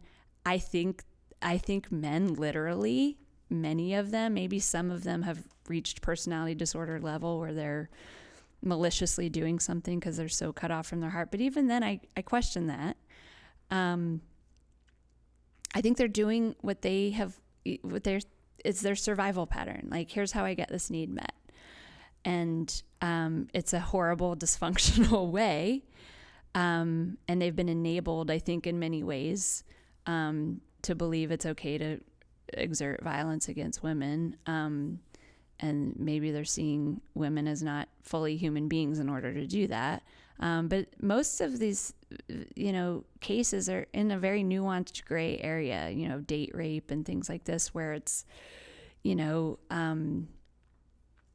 know if I can say most. I mean, there's a lot of domestic violence and things like that, but I mean, there's a lot in the unconscious that I think but I think if we come to someone, one of my favorite movies is Dead Man Walking. Because he's done this horrible thing, right? The worst thing you can do. You take someone's life, you rape someone, and this nun comes to him with love, just nothing but acceptance and love.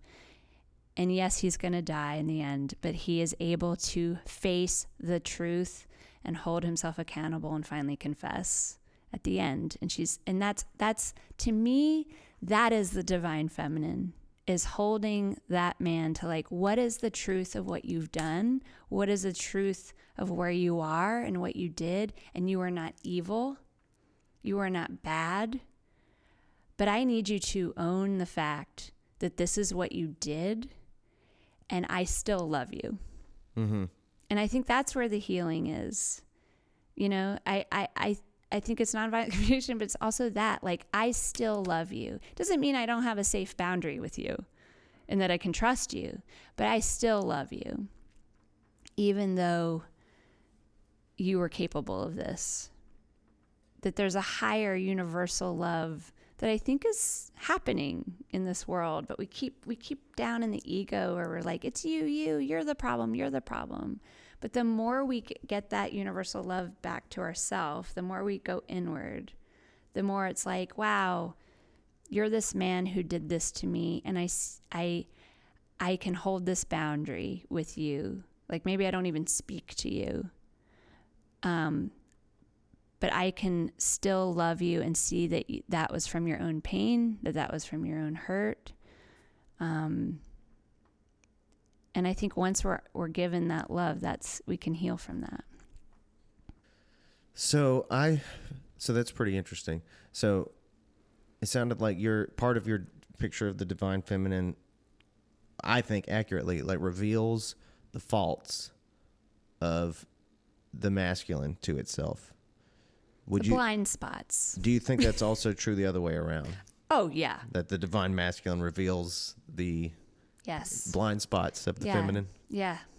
To me, like, okay, like there's all this written about sacred union. To me, that's sacred union. It's like holding each other accountable for the truth that the other can't see. Mm-hmm, yeah. And I've found that in my own relationships, and it's absolutely feels like such a deep love because they're not falling for my bullshit.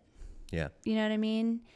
And it's like, you know, like if I do something from the ego or from a protective space that's not my highest self, you know, and my partner says like, you know, you can't treat me that way. You know, it's a love toward himself that then makes me face like, yeah, I'm dropping to that place of it hurts. The times I've been cruel or hurt people, it's hurt me, and I think more than the way that it hurt the other person. Like, it's a horrible feeling to not treat someone with respect, you know, and in that higher place. So yeah, I think, yeah, we hold each other accountable. And to me, that's the sacred union, because you're constantly transforming. You're constantly ascending or transcending your previous state. And it's just like, well, and there's no end to that. Yeah, 100%. Yeah. I mean, that, honestly, I think it was the perfect description of, like, what happens. But, okay, do you see it like I do, that, like, liberalism seems to have an explicit relationship with the feminine, and that conservatism seems to have an explicit relationship with the masculine? In, like, conceptual terms, I guess? Or how would it be? Maybe in approach terms. Yeah.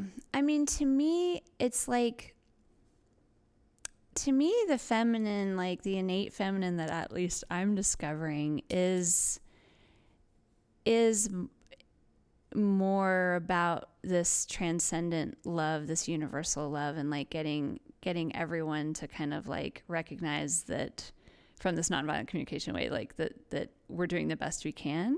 And like when I've talked to people who are like super conservative and, you know, don't want their guns taken away, I can really hear them out, you know? And to me, it's like, I understand that I don't want to step into the space of deciding how someone lives or expresses themselves. And to me, like, as long as that isn't like hurting anyone, then like that's fine. But I think on both sides there's imbalances. Like, so during the Me Too movement, I felt so so much catharsis in that women were finally able to speak the truth of what had happened to them. But then the effect of it wasn't held in this higher space, and people were canceled and their life was just over. And to me, that was like, to me, that's that wounded self reacting from that wound. Like, it was like retribution, like, and to me, like, that was really unfortunate, because to me, the true healing is walking through restorative justice, where a man could sit there and say, like, I did this thing. I'm so sorry. Mm-hmm. I'm going to do this inner work, and I'm going to get these helpers and like talk to therapists and guides so that I never transgress in this way again into someone else's life. And I guess my disappointment is like that more men didn't come forward and just say, here's how I've treated women. I'm horrified. It was always like waiting for the woman to come forward and like put them in their place. I would have loved to see men like, actually, this has really illuminated a lot for me in the ways I've contributed to this, and I'm going to get work on this. I don't think men felt safe to do that because of the fallout that happened with Me Too. But I wish that, like, to me, that's the feminine, is like making a safe space for a man to, because in a way what women are screaming about is like, I have all this love to give and it has nowhere to go. I love you so much, but I'm so disappointed and so hurt. But if a man like just really was like, I'm sorry, I'm going to work on this, I'm going to get these tools so that I can live in respect of other people. The problem is, it's just like, it's a lifetime of work. It's not like a man can just like say, oh my God, I did this horrible thing and now I can just cold turkey stop doing it. Do you know? It's like he has to do a lot of inner work and like get aware of a lot and develop a lot of tools to not repeat that pattern, But so do women of this accusatory, But I understand where women are coming from, because you're just so wounded and you just keep seeing it happen, and you keep seeing men in these defensive places like, I didn't do anything wrong, I'm not guilty. Like with Johnny Depp, like that whole case was a fucking shit show, and I think the opposite of the Me Too movement. It was like this, trying to balance it out. I don't know the details of that case. I don't know what went on, but all I know is that the effect of that case is that women are now going to not be able to say, I'm a victim of abuse without a lawsuit about it. It just, to me, felt like the opposite of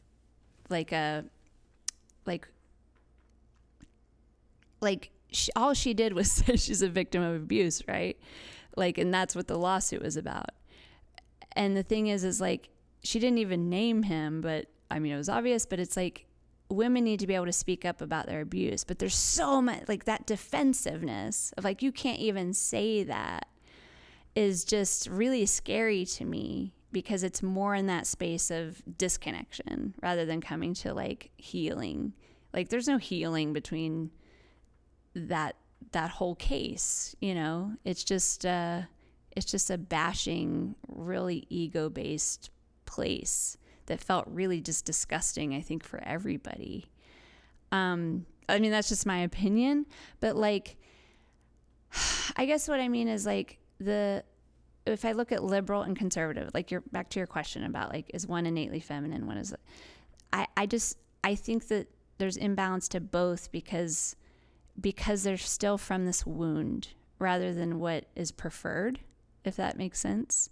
Like, but I don't think anyone has a right to step into that space of telling someone how to live and what laws and things, protections we need in places, when that steps into infringing on someone else's safety and health and well-being. And so I guess what I see more on the side of the right, more pain that they're causing, I guess, is what I see, than the left. That it's just a matter of what perspective you're looking at. I don't know what you're thinking on, but so I'm like real all about like gun regulation. I don't expect anyone to have to hand over all their guns. You know, like that seems like that's controlling and that's stepping into someone's private space. But regulating them, you know, the way we regulate cars, you know, or people driving cars, you know, more regulation, more safety things in place to prevent these things makes sense to me. Where I don't think regulation is controlling how someone lives. I don't think regulation on these corporations is controlling how people live. I do think Roe v. Wade being overturned is stepping into that space that's very private and telling an autonomous being, you can't make these decisions based on this way, this ideology. To me, that's that nuanced area where like you're making a private decision for millions and millions of women that should just be between them and their doctor, in my opinion, you know? Mm-hmm. Yeah. So to me, it's like on both sides, there's extremes, you know? I mean, I've had students tell me, I can't believe that you had us read this play by a non-binary writer who's writing about a trans character. And I was like, what's upsetting? And they're like, well, it should only be a trans writer writing about a trans character. And I was like, wow, like that's extreme. Like that to me is censorship, you know, because, and this person I think would identify as really progressive and liberal. And to me, it was like, you're stepping into the private space. An artist has the freedom to write about whoever they want to write about. I don't have to have the lived experience to write about a man, you know? And I said, you can have your opinion about it. You can have your interpretation of it and you can have your judgment of it. But to say someone shouldn't be allowed to write about this type of character because they're not also identifying as that character, that was very extreme to me. And so to me, that's where it's, you know, like I've heard about, you know, people like no male white stories should be published anymore or have movies about them anymore. And to me, that's like, whoa, that's crazy. To me, that's everything you're fighting against and blaming the other side for, you have now stepped into and become that. And so to me, that whole thing about like bashing men, like you're bad, you're evil. There's a man also in me. There's a spectrum of that same energy in me. And so the more I was hateful toward men, the more that hate in a way comes back at me. So does that make sense? 100%. 100%. Just like talking, and I'm like, where am I going? Yeah, But I mean, yeah, there's still a lot there that I wish, like all throughout, I'm connecting to things that I want to talk about, but I'm not gonna like stop you from doing your thing. But like I think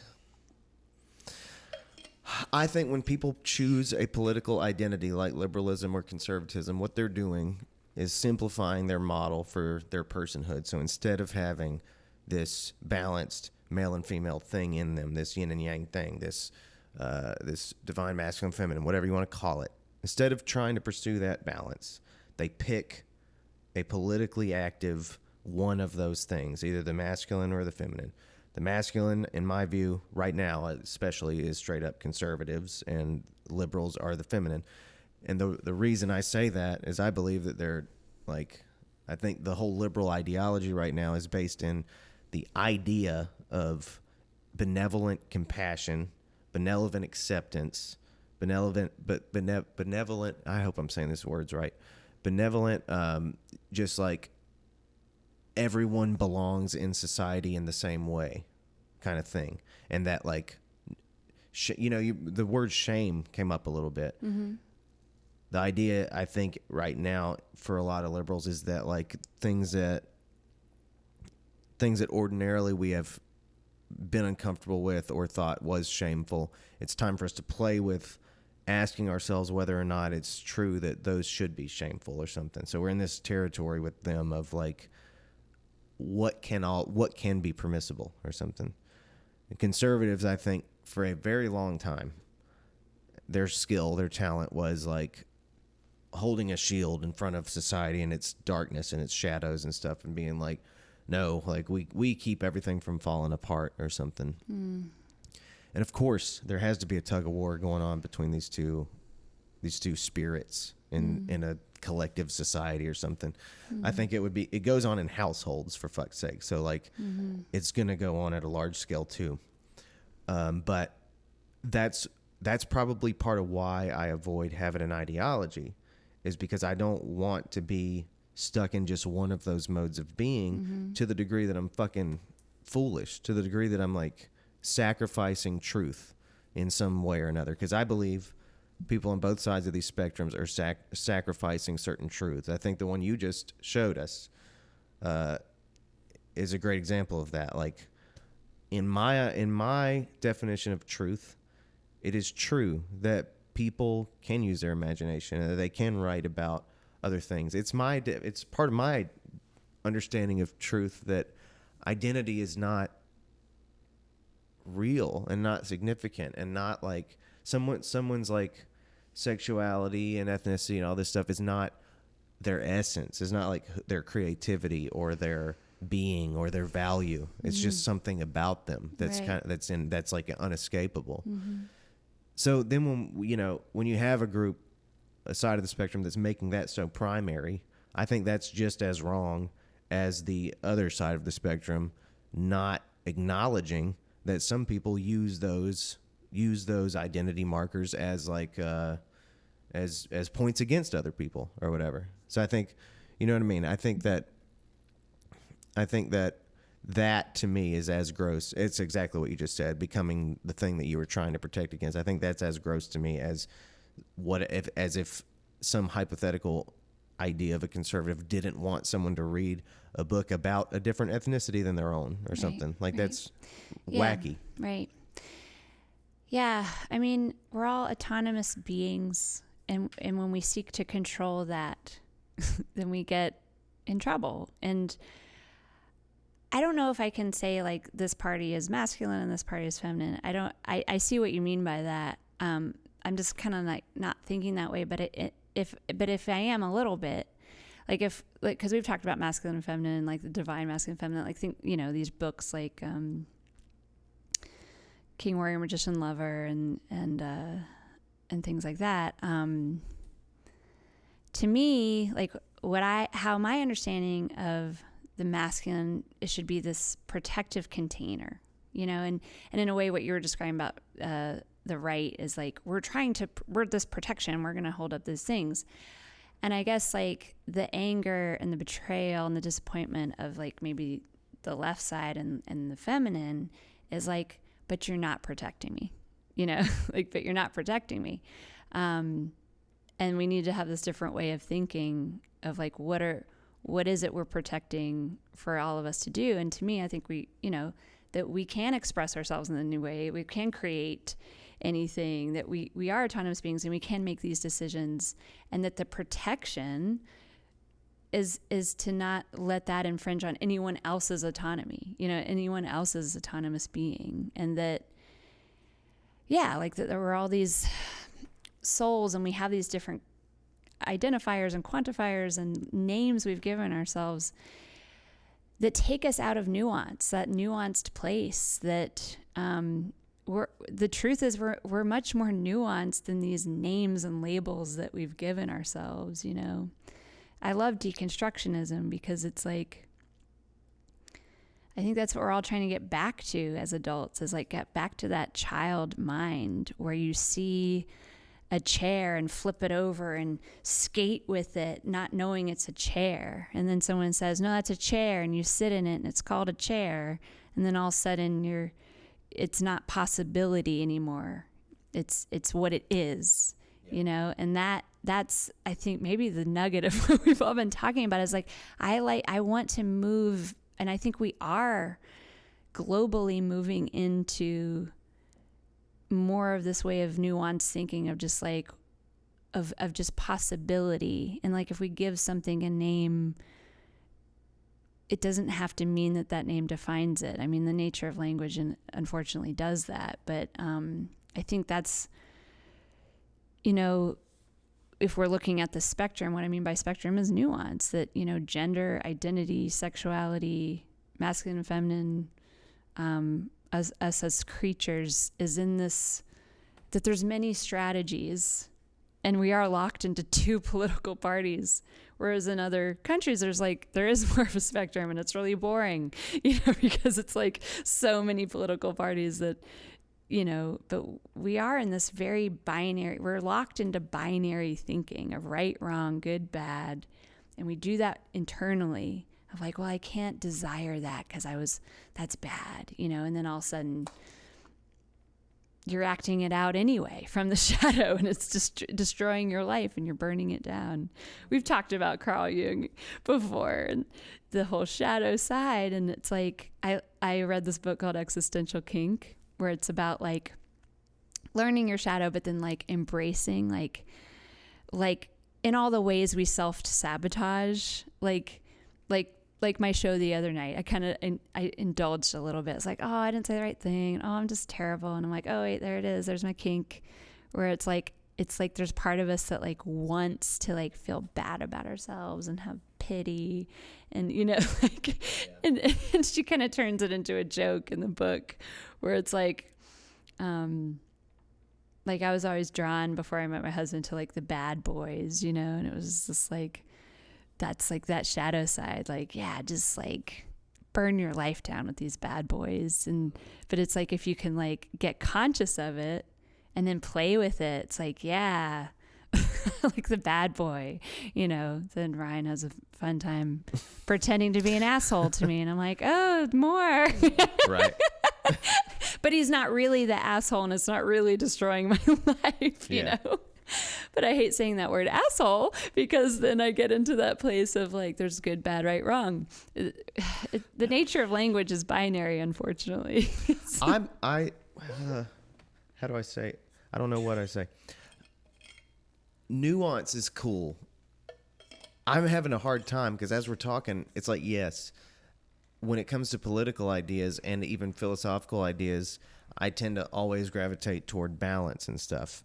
But when it comes to like, I also tend to work with with two is it come this conversation, it hits two walls for me. One is that it's quite noticeable that in society, like society flourishes pretty well with an idea of right and wrong, and that relativism doesn't work morally very well for people's minds. And so like for people's minds, it's really helpful and functional for a lot of people to know what they want to avoid and know what they want to pursue, and like be able to plug into that. Secondarily, I just think it's interesting that we've been talking so much about the masculine and feminine thing and talking about it in positive terms, but like gender also gets brought up as a spectrum thing that is maybe presumed to be oppressive in some kind of way or something. So that's the two walls I hit with this idea, because I think in many ways, I think life is about balancing between two forces. In some ways, I think that balance, what we might perceive to be balance, is actually a relativism that's like gone amok or something, that's like not consistent with truth or something. Because I think it's this. I just realized this. I think in some cases, instead of striking an actual balance between two forces with this idea of nuance, this idea of a middle space, we're sacrificing the idea of two forces and landing in a place where we assume that there's such a thing as a neutral existence that is not related to these two primary forces. And I think we cannot deny that these two primary forces exist. Yeah, I'm with you. I was just having this conversation in an LGBTQ meeting of how to create safer spaces. And I was like, so I'm interested in healing the extremes of the spectrum that I see as a spectrum. I do see it as a spectrum because I see human expression as being very varied. But I think we have moved more into the middle of that spectrum because these two extremes are so unhealthy right now. Is that a bug? Oh, yeah, Oh, is it a bee? It's a little bee. You know, it's there for a reason. It's like, you've been talking a long time. I honestly think like this is a perfect example. Like, we need bees to pollinate the flower, you know what I mean? Or, you know, like that flower can't pollinate itself. Yeah. Like, I can't make a baby without having an egg and a sperm, you know, like there are two forces. I think I don't think they have to be opposing forces. I think they're opposite forces, and we make this dance between them. But I think this middle ground is something I can't deny as something that's natural, because I think there's a lot that is just endless possibility in humans. But there are penises and there's vaginas, and there's this certain concrete truth about this. But like, the examples of maturity of feminine and masculine have been so imbalanced for so long that I think we're moving to all these other options. But I was saying in this group, like, until these two, you know, entities heal, no one's gonna really be able to enter harmony, you know, like, so like, I don't know how. I know the arguments of, you know, you know, some extreme Republicans are denying, you know, that trans, you know, exists, and I in a way I can understand, like, yeah, if they're in this thinking of like, well, the body's this or the body's this, but to me it's just like, it's just another form of living, like, which is endless, you know. It's just, there's just nothing but possibility in the way you can live your life. And my whole thing is like, why even worry about that? Like, why even try to seek to worry about how someone else is living? Like, it just seems so strange to me, like, to care. Like, that's exactly what a good friend of mine said once about this subject. But so I'll voice this, and we can talk about this if you want. I don't know if we should or not, but we'll just go into the night. And it's like, look, I'm just gonna. I'll offer this, and I think it's worth it for us to try to explore it to some degree. Yeah. The thing is this: these two sides of this discussion need to try to actually understand what each other are talking about. And so many times I think the conservative arguments for these things are, at least the way that I hear them presented, not the way that conservatives actually think. And like a good friend of mine once, I don't know, a friend of mine once, I mean, I really like him, but I won't even be that specific. It's over here. Okay. It crawled under your rocking chair. Okay, we'll sort it out. So, I heard, sometimes I'll hear it said like, oh, I just hear Republicans or conservatives strawmanned sometimes into like, oh, they're just motivated by hate or something. And when you talk to them, they have a whole different language that they're speaking, you know? Mm-hmm. So I think the hard part here is for conservatives to really speak, like, to express what liberals actually think, and for liberals to do the same for conservatives. Mm-hmm. Like, say what you're arguing with so that we're on the same page. And for conservatives, I think, like, there's the two big issues that are really uncomfortable for me to talk about, but like it seems like worth it at some point, is just like this one, which is, for a lot of people for a very long time, like, sex and gender have been the same thing. They've not been two different concepts, and that gender was not, separate from sex. I'll just leave it at that. And so I think what they feel like they're contending with is a definition of truth. Like, what is true? Are we talking about the same idea as true? Is human identity, I think the question that they're trying to get to is human identity confined by sort of our physical existence? Like, what do these words and symbols and shit mean? And is our sense of identity confined by that in any way? I mean, if I said whatever, I'm not trying to argue for them, but they can come up with a myriad of examples of they could describe themselves certain ways that aren't like consistent with what we would think of as reality. And so there's a question there of like, what do we do with that? Does it matter if we identify differently than what some people would say our reality is or something like that? So that's what they're contending with on that front. And then there's like other fronts. Like, yeah. I mean, are you done? Like, yeah.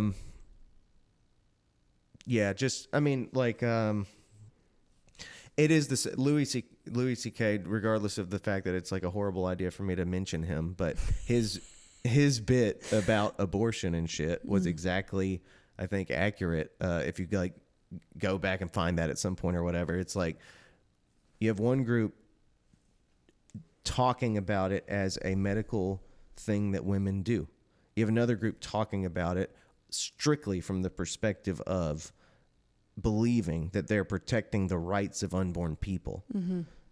That's being misconstrued. Like, they're speaking different languages. Liberals think that conservatives are trying to be evil toward women, and conservatives think that liberal women love killing unborn people. Right. It's not productive for us to be speaking such different languages about like pretty major shit, I guess, when it comes like definitions of truth and law, you know? Yeah. I want to speak to a couple of things. Yeah, like, I don't think sex and gender has only been one or the other. I think we're just developing names for it now. I think it's always existed, that people have felt these different expressions in different ways, and that we're just developing names for them. And I think it comes down to that living by like something more innate, and I think we're more varied. Like, that's just my belief. Like, I just think we're more varied than just the difference between a penis and vagina. Like, I think there is that, but I think there's so many different ways to live that it's just nothing but possibility and endless and limitless.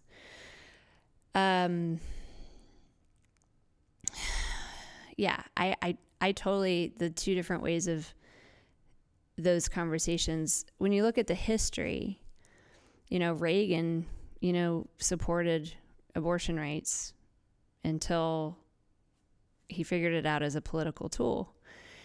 And I don't think it is I think it has become, yes, about these two ways of talking about it. But that it was used as this amazingly effective tool. Like, I only have to campaign on this issue, and I will get this massive support based on I'm on this side or that side. And that's really dangerous, because it takes us out of nuance, takes us out of all the things that actually affect our lives because of some ideological belief about this or that. And to me, it comes down to, again, like that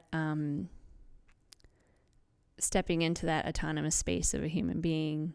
I totally get it. Like, you know, they invented the phrase partial birth abortion, which doesn't exist. That's not like a thing. They just invented that term. And yeah, that's horrific, thinking of, you know,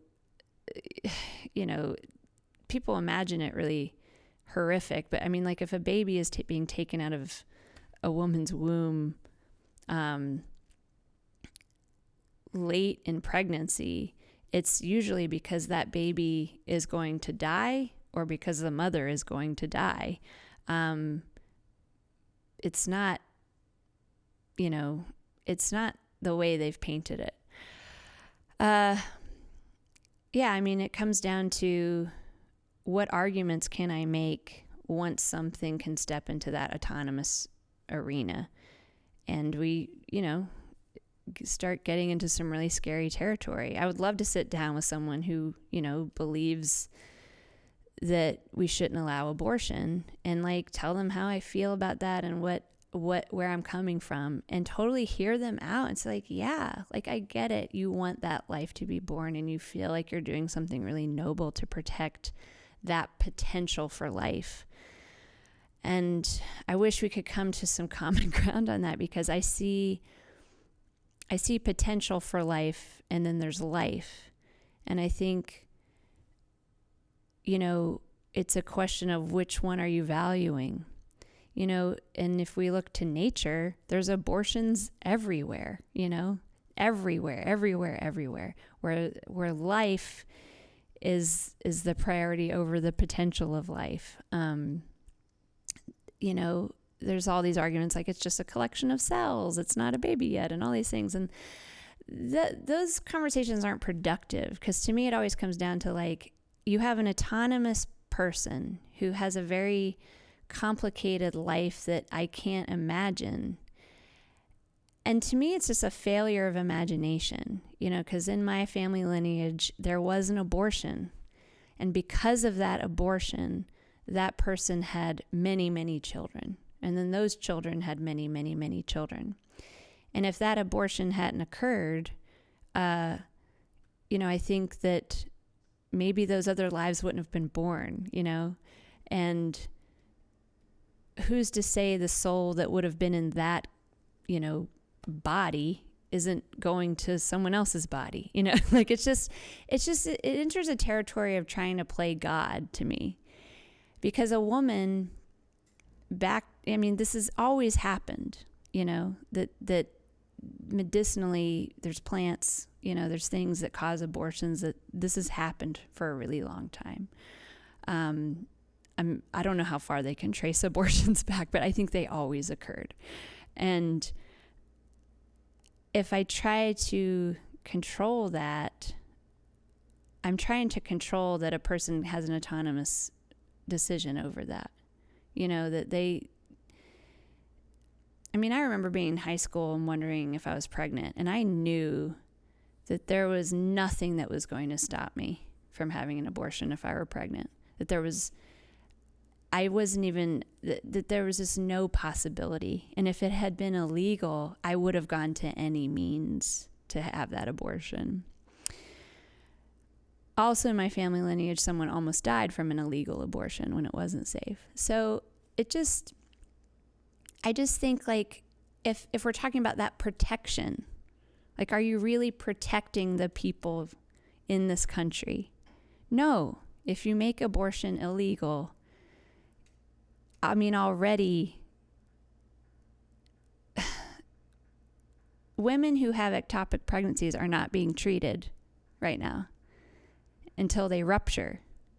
Once it ruptures, you can die within minutes. You shouldn't wait. You shouldn't have to wait till it ruptures. An ectopic pregnancy, literally cannot survive in the body.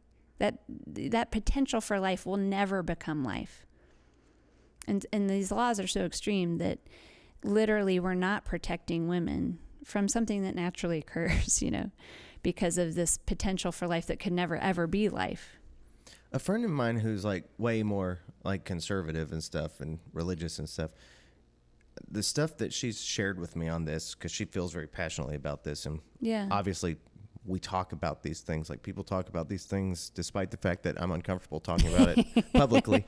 Well, thanks for talking about it. Oh yeah, but I'm passionate. I think we need to have these conversations, especially right now. I want to have them. It's just fucking, obviously difficult, but especially for me, because I tend to my goal is to find where people are, where I disagree with someone and why, and that's what I want to talk about. And for a lot of people, that feels more like I'm challenging them or trying to tell them they're wrong, and I'm not motivated to tell you or anybody else that you're wrong. Right. I'm just mapping out the world for myself. Yeah.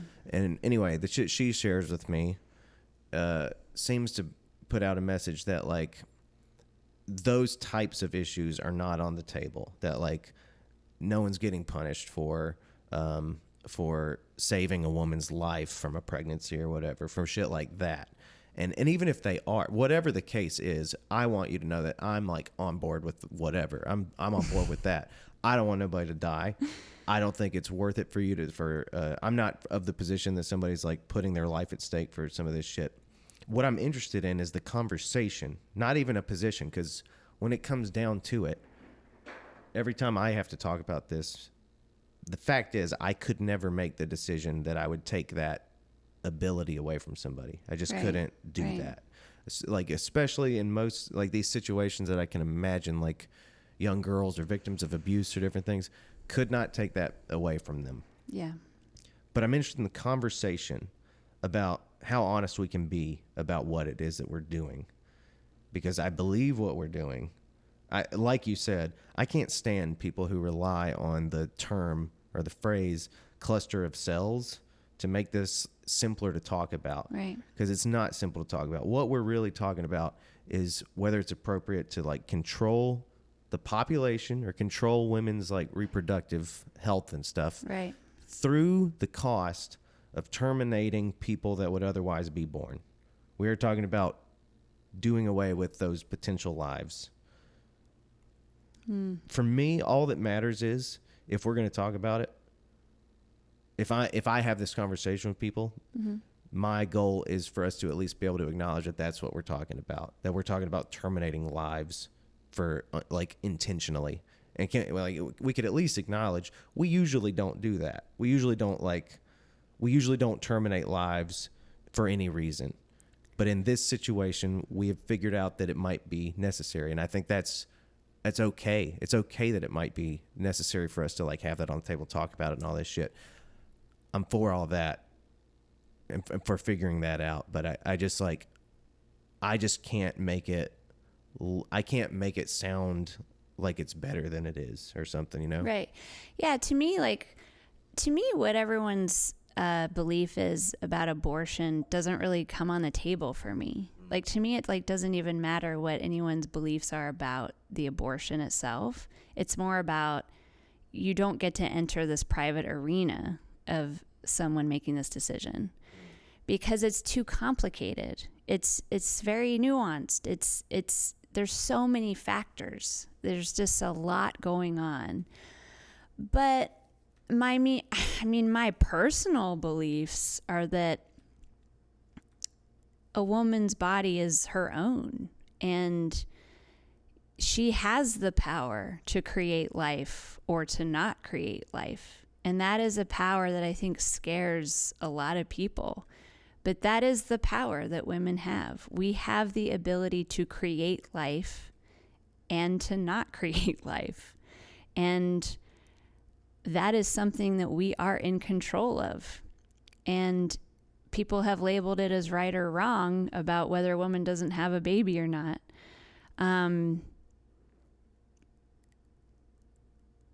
I had a miscarriage in 2010. I know you know about it. I've talked openly about it. I grieved that as a baby, as a soul, you know. I would never, ever, you know, wish that on anyone. But at the same time, like, I knew that I really wanted that soul to be born into a human body, you know.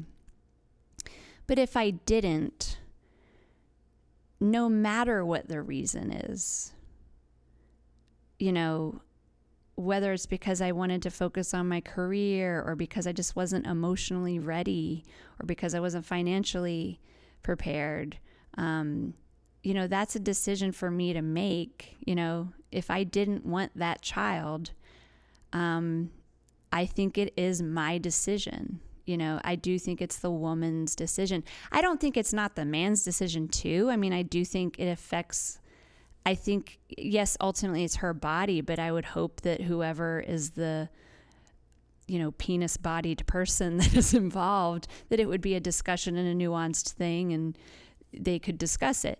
But because ultimately I think it's two people that make a life and that, you know, they walk that path together, and in either case it changes their life forever. So yeah, that's my personal belief. yeah, in terms of like the arguments I have with people, I would love to sit down with someone and just say like, okay, so if you can make this decision for me, I'm actually uncomfortable with you doing this. Would you be comfortable with me, coming into that arena in your life? And I mean, we're seeing that, the threats of what might happen because of this decision, and what logically you can argue if you enter into the privacy of someone's autonomous life, and control it. I think so much of this is in the unconscious, like a fear of, not being able to like acknowledge trans, or acknowledge another way of living, or acknowledge that a woman does have this power, is something connected to the unhealthiness of the masculine, that we don't have a mature masculine leading the country ever in our history. I think it's been mostly immature masculine. Maybe not, I don't know. Maybe not as far back, but like I just think in my lifetime, other than maybe Obama seems like a mature masculine to me. And he upset a lot of people on the left that he wasn't more progressive, because he was trying to listen. And we see what happened with that, because he was in an unhealthy system. Wait, can I ask a question real quick? Yeah. Your tone when you said mature masculine was the same as when you said progressive. Are you saying that there's a similarity between progressive people and the mature masculine? No. Okay. I don't think we have many examples of the mature masculine where they're really like in service to the protection.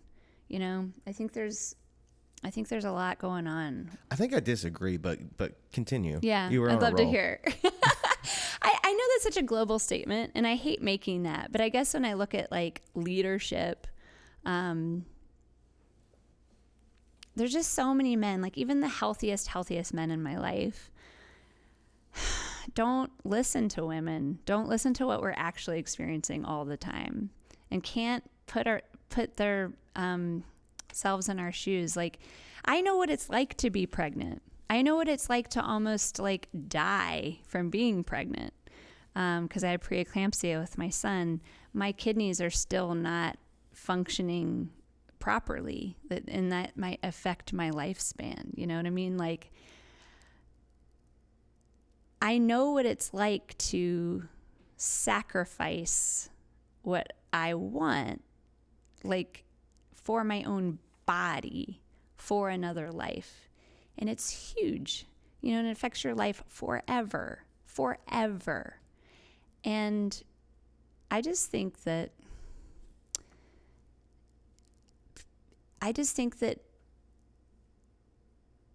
what I believe is a patriarchy, that power is threatening to men. I do. I do. Because there is something to a lack of really being nourished by the feminine too, by everyone. Like, I think like none of us are really being fed by the feminine. Because if we were really fed by the feminine, I think we would have someone in our life like Susan Sarandon in Dead Man Walking that will love you and accept you no matter what. And I think we all feel the conditioning of this way of thinking of like, you can do wrong and then I cast you out, and I know boundaries are necessary, but like there's so much conditions around love. And I think that's kind of the root of everything. That's the problem. And women feel that too. And there's a defensiveness against, like when I have maybe this, vision of this amalgamation of like a right-wing man telling me I'm a murderer if I have an abortion.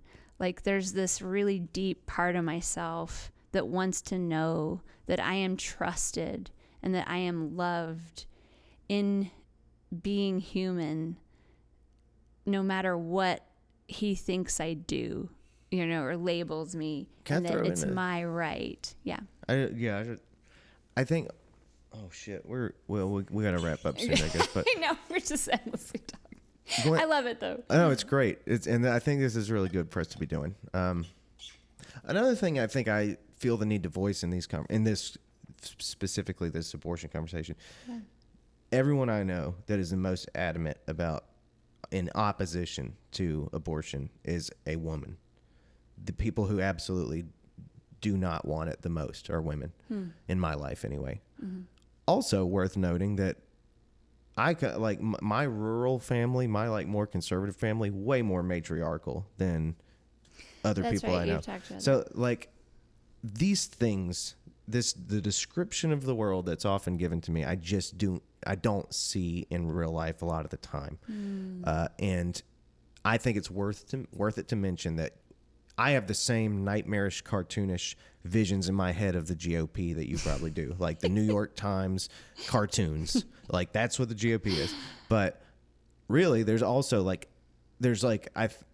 can't remember the way that the demographic broke down, but I think it was I think liberal women of a certain, I think college educated liberal women are the only demographic that is majority, based on some shit I saw like 2 weeks ago. I might have this totally wrong, but they might be one of the few demographics that are like majority unanimous on this point. Mm-hmm. I think conservative women might be like split on it, but all that to say that I don't think there's a men versus women issue, which I think is something you already said in this conversation, that it's not like men have a part in this conversation too. And I don't think it's just like the Republican men versus women on this. I think it's like, it's bigger than that. And I still say that those women those women in my life who don't like it believe that they don't like it, not because they don't want you to have autonomy. They believe that they're protecting the autonomy of this other person, this second person. Right. And I know that I don't know if that's true. I don't know what to say about that, but that seems to be what they think. Yeah. Yeah. I mean, I would tell that person that I get it. Like I do understand that baby would, that pregnancy would turn into life, and that would be a person. Mm-hmm. I understand that. And it's not like, in some ways I don't know my own personal feelings about what I would experience if I had to get an abortion. I think I would be devastated. I think I would grieve it. And I think that women who get abortions experience a life-altering event. Yeah. That they grieve. And if they're not grieving, it doesn't mean that they're a terrible person, but that it is a decision they don't take lightly. And that I think most women just never want to have to go through that, I think legislating it is the problem because it's just such a nuanced thing. But at the same time, like, women are controlled in a culture like this by having children and then no support to have those children. There's not many supports in place for women once you have a child. I've never felt so alone in my life till after I had a child. It was just those cast off. Fuck you, raise that kid and figure it out, so that's the hypocrisy of it for me. It's just like, okay, well, it's like if you really care about life, then care for the life once it's born, and really support women to, data, there's a lot of great data on this. That the more women are supported in choice, the fewer abortions there are, right. So keeping it legal, keeping it safe, to me is about protecting women and supporting women. I would never want to go through that. Spiritually, I think of it as this. When I had my miscarriage, that birthed me. That experience birthed me into a mother. And if I had had that baby then, that child would have suffered a lot. I'm not saying that's not a reason to live. But like, a woman's path is her own. And I guess that's what I mean about a failure of imagination. Like, I needed to be birthed, and that's what ended up happening. And I think that would have happened if it had been an abortion. If I had gotten pregnant and it was just like, oh my fucking God, I've got to make this decision. this is terrible. And if I'd made the decision for an abortion, that catapults me into the maturity of consequences. You know, when I talk about my family lineage and there's an abortion, that person still grieves that abortion that was, you know, forever ago. Yeah. It's not like it's this easy thing for anyone. That's all I'm trying to say. Yeah. And I think, and that's what I mean about sitting down and having conversation. It's just like, man, I hear you. Like, I get it. That's what a horrible thing that anyone would have to do. At the same time, you know, I've witnessed people have babies that they didn't want and abuse them and, you know, really hurt them. And, you know, there's villages in China where they don't have access to abortion and they literally cannot feed their other children. So when that baby's born, they drown them. And they don't think of that as murder at all. They're like, I'm saving my other children. Yeah. You know, so you know, it's so nuanced. But to me, it's just like, I want to have those conversations so they can see that we're not just like, I'm just going to use abortion for birth control and like it's nothing. I don't think anyone's really doing that at all. Like, I know that's their fear. I've never had anybody in my experience like thinking of abortion that way. I think everyone's always thinking of it as a really serious thing and this is really hard and I don't want to make this decision. But I don't see a way out. And I just think we need to support women, and that woman does have a say about her life. And I think it's part of patriarchy that we don't give women a say about how their life events are going to go. I get the argument. I see where those women are coming from. But our oppression is very much ingrained and we uphold a lot of it. I've internalized patriarchy more than I've realized, and a lot has been illuminated to me about how much I've internalized misogyny. I feel it all the time in my own judgments of myself. I feel it all the time in my own judgments of other women. I'm especially provoked by women who are really comfortable with their sexuality, you know, like in being erotic outwardly. And that's something I'm exploring in myself and having a lot of fun with, because whatever I'm being provoked by is probably something I've repressed.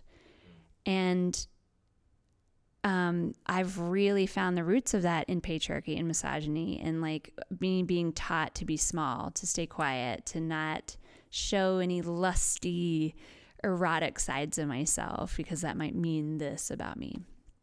I know we're getting into other territory, but it's like, to me, it just comes down to, that's a private space between a woman and herself and her doctor and her partner. And it's not a space where we can legislate that, you know? I understand that perspective, and I understand the other. And so I don't know. I don't know anything any more than before, but but that's where I remain, and it's okay. Like, and I disappoint a lot of people for that, and that's fine. But I don't know anything. Can I interrupt for a second? Yeah. Do you acknowledge the danger of it being legislated? Like, the slippery slope of it? Yes. Okay. Like, especially if we're defining it as human autonomy. Yeah. Then if it's defined as that, then it's fuck no for me. But if we're talking about if the autonomy belongs to the unborn person, then it's just a fucking problem. So that's the problem. But to me, like, that doesn't have autonomy yet. Like an in utero. I get that, because it kind of doesn't technically, but the question, I think that was like I heard it from someone else, from some thinker that I used to admire a lot. And his question was, is an unborn person protected by the Constitution just like a born person is? That's a question. I don't fucking know the answer, but I think it might be. It's possible that it's yes. If it's a person that's going to be a person, do we acknowledge their rights in the same way that we would the average person? Well, there's somebody else's. Right. I mean, I don't fucking know. I mean, you know, like I've been around enough pregnant women where things would happen with their, you know, future child in utero, and that baby was protected by the hospital staff, you know. But when a woman says, I don't want this child, that would whatever we want to call it, baby, potential for life, that then is protected over that potential for life. Yeah. So if the Constitution is saying what it says, mm-hmm. then to me, that's protecting the woman. It does apply to her for sure. Yeah. The question is just whether it applies to an unborn person or not. But if a woman doesn't want that baby, I guess is what I'm saying, then that constitutional right is infringed upon if you take away her right to not have that child. Potentially. I think that's the argument we could have to explore, because I don't fucking know. I think that's right. probably true. Right. And that's the thing. That's why I say it is what we're talking about is like whether it's okay to terminate lives. Right. I don't accept the premise that it isn't a life. Yeah, like to me, I go into more the spiritual unseen place when we're having this conversation. Yeah. That this is like a failure of imagination. Like, because to me, like my belief is that soul isn't attached to that matter. Oh, interesting. Yeah. That soul is going to come, and that it's going to come in the body that comes. It's so weird because the Christians feel totally opposite to that, and I don't know why. Yeah, to me it's more like so this person I speak of who had an abortion, they truly believed that soul ended up in their life. Mm-hmm. And that is the belief, you know. I mean, that's cool. I don't think of it in soul terms, and I haven't. I mean, like, it's only more recent that I even will use the word soul, like in conversation. You know, for me, it's a lot more law. It's like what do laws do? Yeah. And who do they protect? Right. And again, I'm talking about this conceptually, because when it comes to application, I'm not really going out there with like signs being like, this is my opinion publicly or whatever. I'm just, I'm in support of this being a complicated conversation. And in the meantime, I'm in support of people, you know, kind of like assuming that people do need autonomy, and that like we do, like I said, I wouldn't take that away from someone, or I wouldn't think that I could, because I do believe that people have and will find more unsafe solutions to these problems. And so I get that. I'm not trying to make things fucking worse. I'm just saying, like, in my brain, when I engage in this conversation in a serious way, do I think that there's a problem here? I do think there's a problem with the idea of whether it's a life and whether it's protected, and also like a problem of limits or something. Like, I definitely wouldn't. I'm not somebody who's like just whatever you can imagine doing. Like, do I think if a woman, a 9-month pregnant woman, is murdered, do I think 2 people died? Yes, I do. Yeah, I do too. I don't know if I'd say that about someone who's, you know, 8 weeks pregnant. Right. You know? Yeah. I don't think that way. But yeah, totally. 9 months. Yeah. Like once the baby can survive out of the uterus, you know, that to me that makes sense. Like, and that's the thing. Like, I think if we could have like just like a unheated regulated conversation. I think everyone's nervous system gets dysregulated so quickly. Mine really does. I'm sorry. No, it ain't you. It's just like, I don't talk to people about shit no more. So yeah. So I think we get dysregulated, and when we're dysregulated, literally, when our nervous systems are dysregulated, we can't have a productive conversation because everyone's like defensive, and it's not.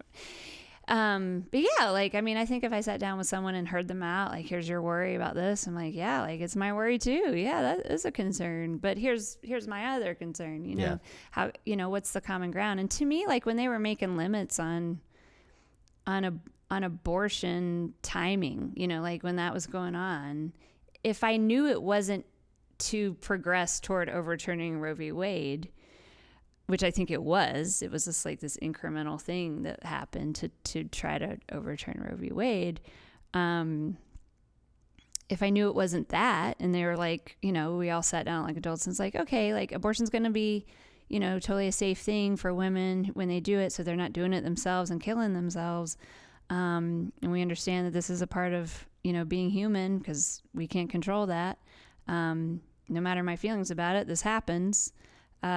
But we're going to do our best to like give women support to have all the choices and resources they need, so that they can have joy in their life and follow the things they need to follow, for what they're here to do. You know, and we decided that, you know, at this such and such time is when this decision needs to be made. You know, I honestly would probably not have a problem with that. But because I know the effort to limit it was to overturn Roe v. Wade and make it unsafe. Like, no, I don't feel protected in that. No, I don't feel respected in that. And I can't agree to those things, but because everyone's in their defensive mode, and I have to protect myself too if someone else isn't going to protect me. I just know that about myself. I totally would have done something dangerous to not have a baby, if it had not been legal.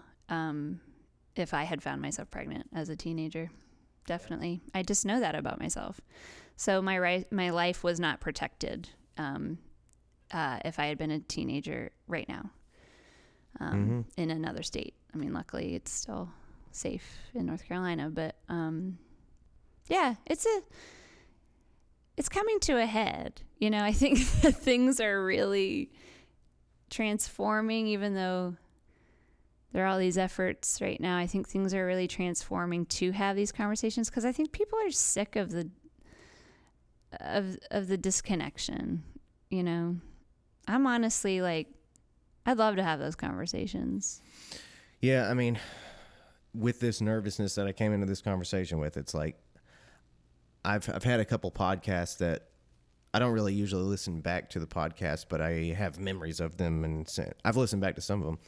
And sometimes there's missed opportunities to have these conversations, and a lot of it is about me not wanting to reveal that I'm not really down with just like the what feels like the singular-minded movement that we're experiencing. I think as we part ways, it's sort of like, it feels like liberals are going to their camp, conservatives are crawling into like their shadows, and everyone's getting ready for civil war or something. And it's like not good. And for me, my great thing, what makes this so hard, is like feeling like, just by engaging in this conversation with you, I'm almost sure that if certain people in our town saw it, that they would be upset by the fact that I was like trying to express with some legitimacy a position that was counter to the most popular positions among them. I don't like that feeling, and it's not my nature to like go with the flow. Like, right. I want to talk about the complicated parts of this. It doesn't mean that I'm motivated to be an asshole. I just am trying to figure shit out a little better, you know. And honestly, that's what I mean by that feminine. Like, what I see as the feminine would be you feeling safe to have that, and that you are loved and you are not going to be cast out or rejected for exploring these things. And I think if we all could feel that safety, then we could have those conversations without the defensiveness. Like, I think we're all so defensive because it's like we're so trying to protect these sides of ourselves of how we're looking at the issue. And yeah, I mean, like if I were looking at it as like protecting a baby, like, oh my God, yeah. I mean, I would die for my children to protect them, you know? But I'd also die to protect women, you know? So I'm looking at it more from there because of the way I think of it as crossing into this private space that you cannot legislate, whether it's the government is stepping into a territory that is a slippery slope toward fascism, in my opinion, you know, to controlling us in other ways. You know, I just feel like the government should be there for protection and well-being.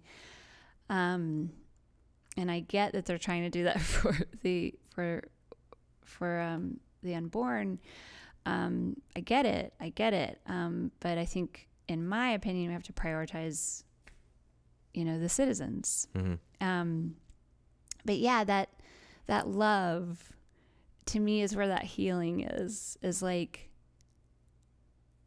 that's why I love that movie. Keep going back to that movie because it's such a great example of what I mean by it, because I can be very judged by saying, no, these people that are hurting so badly need love, because that might be interpreted as like not having boundaries with them or enabling or, you know, condoning.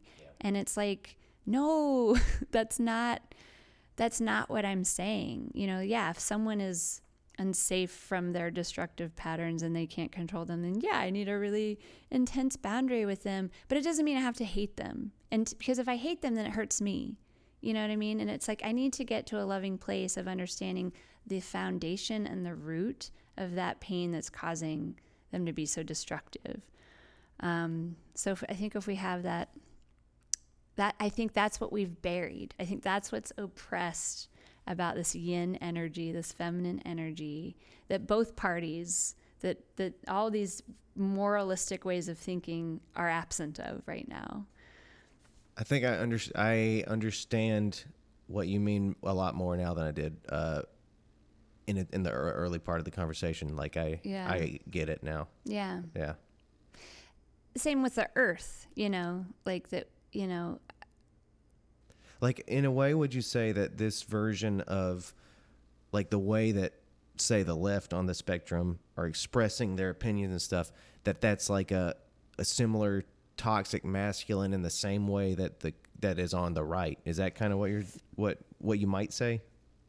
I mean, I see the toxic masculine as kind of like a self-interest, you know, feeding a self-interest. And I think we all have that in our shadows, but like, I guess from both political parties, I don't think we're thinking of it that way. You know what I mean? Like I think it's coming from the wound. I think it's coming from this reaction of like what I haven't had, you know? So I think like women's, let's say, rage at men and like, men suck, all men are inherently dangerous.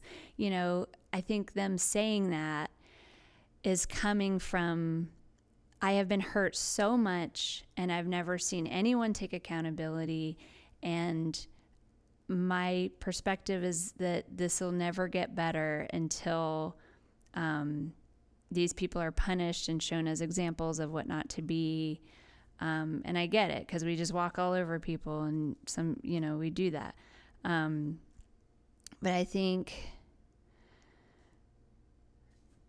if a man stepped up, I just am craving that. I'm just so craving a man to understand, oh, wow, like I've totally been, these systems in place have benefited me, and I'm seeing that. And the way I treat women, I'm realizing the hidden misogyny of that, and coming out and being really open about that, and saying and being strong enough to face whatever wrath came their way as a chance for the other side to show, I have loved you. Like, I love men, and I've pointed out this is what you need to take accountability for. and you haven't. But then once you do take accountability, like, oh my God, thank you. Thank you for stepping up and taking those reins that I've been like screaming at you about. That's what I'm not seeing very much. I feel like there's a lot to deal with there. Because one, I'm definitely aware of a lot of people online, men in particular. This sounds a little sketch. I don't know if you'll be on board with this or not, but men in particular who kind of, they figure out that that's an identity they can take on to be accepted by women. And so they do that. And they like, oh. It's not really from a... It's not from a... No, it's not from a sincere place. And I don't know that they know that, but I can tell you that people like myself can see it in other men. And can see when they have that glimmer in their eye that's like, this is how I will seduce them or something. Like, and it's still from a sinister place. Yes. It's like, oh, this is like a way easier way to get women to think that I'm like acceptable and like I should be chosen and all this stuff is by just doing the thing. Like being like, oh yeah, I'm such a piece of shit misogynist. This is crazy. Like, I'm the guy. Kind of the same way like we use the word allies. Yes. Like how people are like, I'm an ally, but it's still in a self-interested way. Yeah. I guess what I'm craving, and maybe what I hear LGBTQ and BIPOC craving, is like risk as much as I risk to protect humanity as one. Yeah, so then there's just so many problems with because some of then this you're stuff. still identifying that way. Well, not just that, but we're assuming that like say one black man's experience is the same as another. I know a handful of like super conservative black men that are like so not down with this language. So like it just depends, and we probably can't solve it all right now. But I think across the board though, this is a racist, sexist country. I can't even say give that? that. No, I can't, because like I don't believe the country is a personality. I know, but I guess what I mean is that the messaging that once it all accumulates, that it. What is messaging? Like what I mean is like everything you're experiencing, like from everyone in your life, from teachers, government, doctors, people on the street passing you by, that I know that my male friends don't fear for their lives walking in the dark to their car the way as prevalently as women do. I don't think that's shaped by America in any way, though. Like, do you think that women in other countries also experience that? Yeah, but I think that this is global. Like, Well, that then, just to answer, I would describe that as a problem that affects women worse. But do I think that's sexist as in attributed to malice? I don't think that's I think of sexism as something that's in an attitude that is intentionally like cruelly biased against women. See, I think of it as that, but I also think of it as unintentional. That we are behaving in ways that is unintentionally sexist and unintentionally racist. That we are blind to the ways we uphold the roots of what this country was, based in Puritanism, based in, patriarchy, based in colonialism, based in slavery. Those are all still veins still running through that affect us in all these little myriad of ways that contribute to. This is my problem with this idea. Yeah. It's an idea I've tried to express to many friends. Maybe it isn't useful, but I don't believe, like, what that makes it sound like is that our problems of the modern day were born somewhere between like 1600 and 1800. I believe our problems, as far as sexism and racism, started way further back in our species. Oh, me too. So, like, our species is the reason that slavery existed. Slavery is not the reason that racism exists.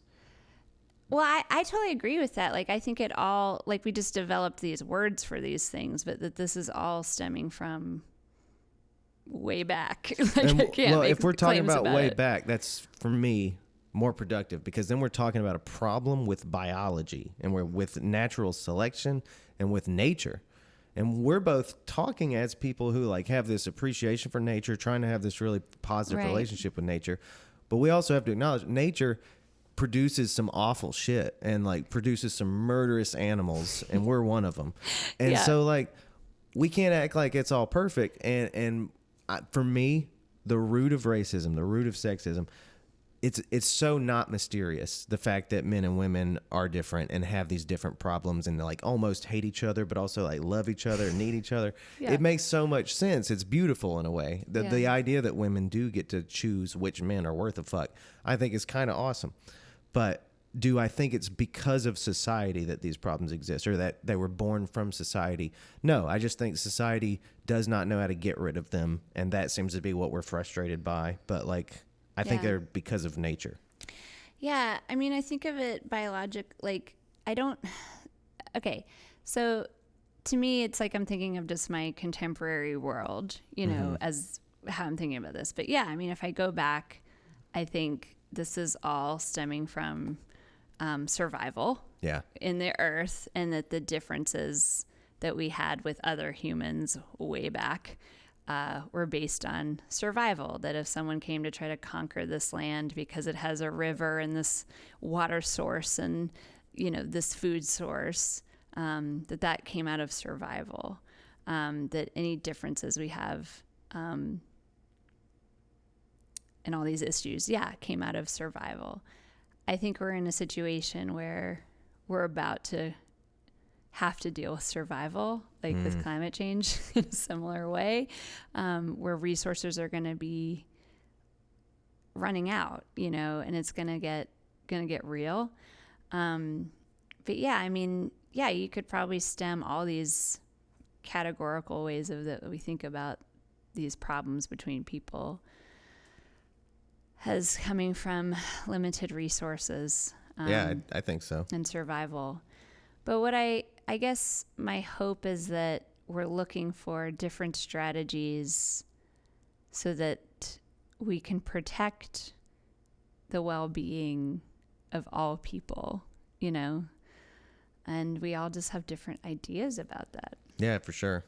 Yeah. Different moral makeups and stuff. Yeah. I really think that something you said about the shadow and stuff plugs in. Like I had written this once in a thing, and I remembered it when you were talking about the shadow and the way that it expressed in the way that it isn't. I can't talk. The way that it is expressed in political identities. Yeah. And I really believe there's something to this idea that like there's like a naturalistic assumption that we are animals. And for some reason, that's expressed as we need to perfect life as if we're more than that. And then for Christians or whatever, the people of traditional religions, there's this belief that we're made in the image of God and that we have to maintain our lifestyle as animals. Like these things don't seem to match with each other. You would think that someone who believes that we're made in the image of God would be the people saying, look at all these like scientific things we can do, and look how we can make abortions safe, and look how we can really like manipulate all of nature to be perfect. And you would think that people who think that we are animals would argue that we should live like animals. But it seems to me like it's the other way around. And I find that to be an expression of whatever it is that each individual person, whatever they live primarily and whatever it is that they're suppressing. Yeah. Yeah. I mean, ultimately we're creatures, but yeah, I mean, we still have different ways of like, expressing that creature. Yeah. And what I was talking to a drummer recently, and he was really like wanting to move away from morality. Like he almost sees like morality, like this ability that we can label right and wrong as kind of the root of the problem. And that was interesting. Because it kind of entered me into the space of just like, well, but what about safety? And what about, you know, like, and to me, I always go back to like truth of like what actually happened. Like, for me to, I don't even think of like good or bad or right or wrong, like, but is something, do we have all the information of what actually happened? So then we can look at this and not about morals, but about like, what is my reaction naturally to this by having all the truth of the information? Do you know what your definition of truth is? Yeah, I've been asked that a lot. To me, it's the truth of what actually happened. So like it refers to the past? Like, so, like, let's say I'm talking to a friend and they give me information and I'm like, okay, that's what happened. And then I find out from, a picture that actually that story wasn't the truth. And here's this photo of what was actually, or video or something of what actually occurred. Or like, like what a police officer, how they would describe a shooting. And then you see the video of how the shooting is. Like, to me, it's like, what are the details and facts of what actually happened? And to me, that's the truth. For instance, like, I think there's been a lot of women in, marriages where their husband is cheating on them and they don't know that. And so they're operating from information that is not all the information. And then they find out, oh, hey, your husband's been having an affair the last 5 years. And then they have the truth of that information, and then they make a decision from that information. I'm very much concerned about, do I have all the information? Like, to me, that's the truth. I don't know where I stand unless I have all the information,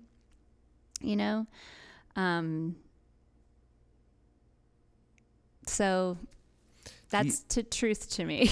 Do you seek out information, like, based on, and I'm not, do you seek out shit that is like counter to whatever? Like some of the shit we've been talking about tonight, it's like, obviously we've been talking about two different perspectives of it. And yeah. You sound like you're really in touch with one. And I was just wondering, is that like, how do you go about trying to collect all of it? Yeah. I mean, it's something I can't do with these huge things because I don't have the time, but I teach classes, I teach classes and I have to do the research on that information. So yeah, I taught a gender disparity class. So I'm just like, okay, I need to find out how many plays in the United States are produced that are written by women, And so we have those numbers, and it's about 23% of all plays produced in theaters across the country. 23% of them are by women. That is, to me, is the truth of that information that tells me a lot about,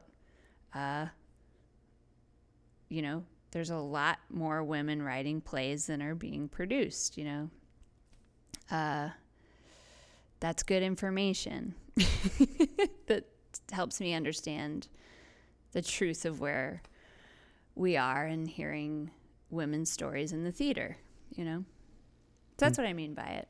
But in my own personal life, it's, different. My son says, actually, I tripped and, and I'm like, okay, and that's how the marker got on the wall. All right, but I know that,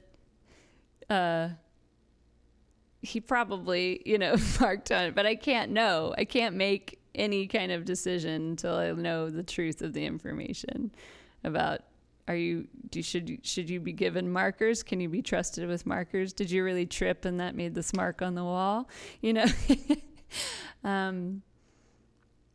So yeah, I try to not make any decisions till I have the truth of the information. Gotcha.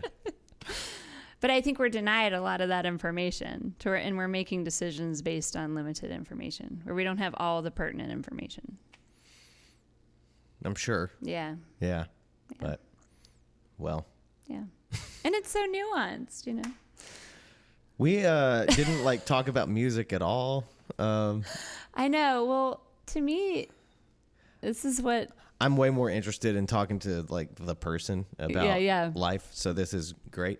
But is there anything that you want people to know? I wish we could have did this before your show, I guess. But I'm really I love Patti Smith. I think I've talked to you about her before because of her talking about everything from your life and your history will eventually kind of come together in this stained glass window and make this unique light that shines, this color of light that shines through the window. And I feel like I'm in that space. So I made that film last year with the last album where I danced and I wrote it and all these other parts of myself got used. And I feel like I'm in that spot of when I had the show the other day and I'm just singing on stage, 3/4 of me in a way feel underutilized as an artist because I trained as a dancer. I trained as an actor. I went to school for writing, got my master's degree in writing, and then came to music after that. Like, there's just all these parts that I feel like I'm in this messy compost of them, of like, how do all these pieces fit together?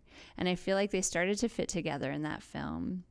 But I've taught at School of the Arts the last 13 years, and that's part of this. And then the wilderness connection feels like part of this. So I'm working on a project that I mentioned briefly at the beginning of this conversation about kind of recovering what's been lost of the earth, this relationship with earth, but also what might be this innate feminine or yin that I think is really foreign to us still. That if I can, what is that art object that can bring all those parts together that my hope would be really illuminating to what we've been cut off from a more earth-based, survival-based life that I think we're going to need. That is fascinating. That creates a lot of longing, a lot of anticipation. Yeah, so I'm working on that. Yeah, that's big. So I'm really trying to just like be patient with that. I'm not a patient person. So I'm trying to see what comes out of that. But I have some things cooking. But yeah, I kind of don't want to talk about it because it's still just like this, I don't know what this is, but it's going to involve music, and it's a lot of expression in these different forms I just talked about. But yeah, I'm really interested in not just confining myself to music. Yeah. Yeah. I also have one. I think our memory card filled up, so that's fine. I also have one that's in the works, so I hear you completely.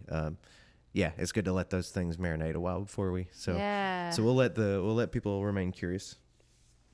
I think we went over 2 hours. So. Do you edit it or you just let it go? I do. I usually edit it, but this one is going to be a little different, which I'll explain in a second. Okay. I'll do a sign off here, but thank you, by the way, for doing this with me. Thank you so much. All right. I think that's it.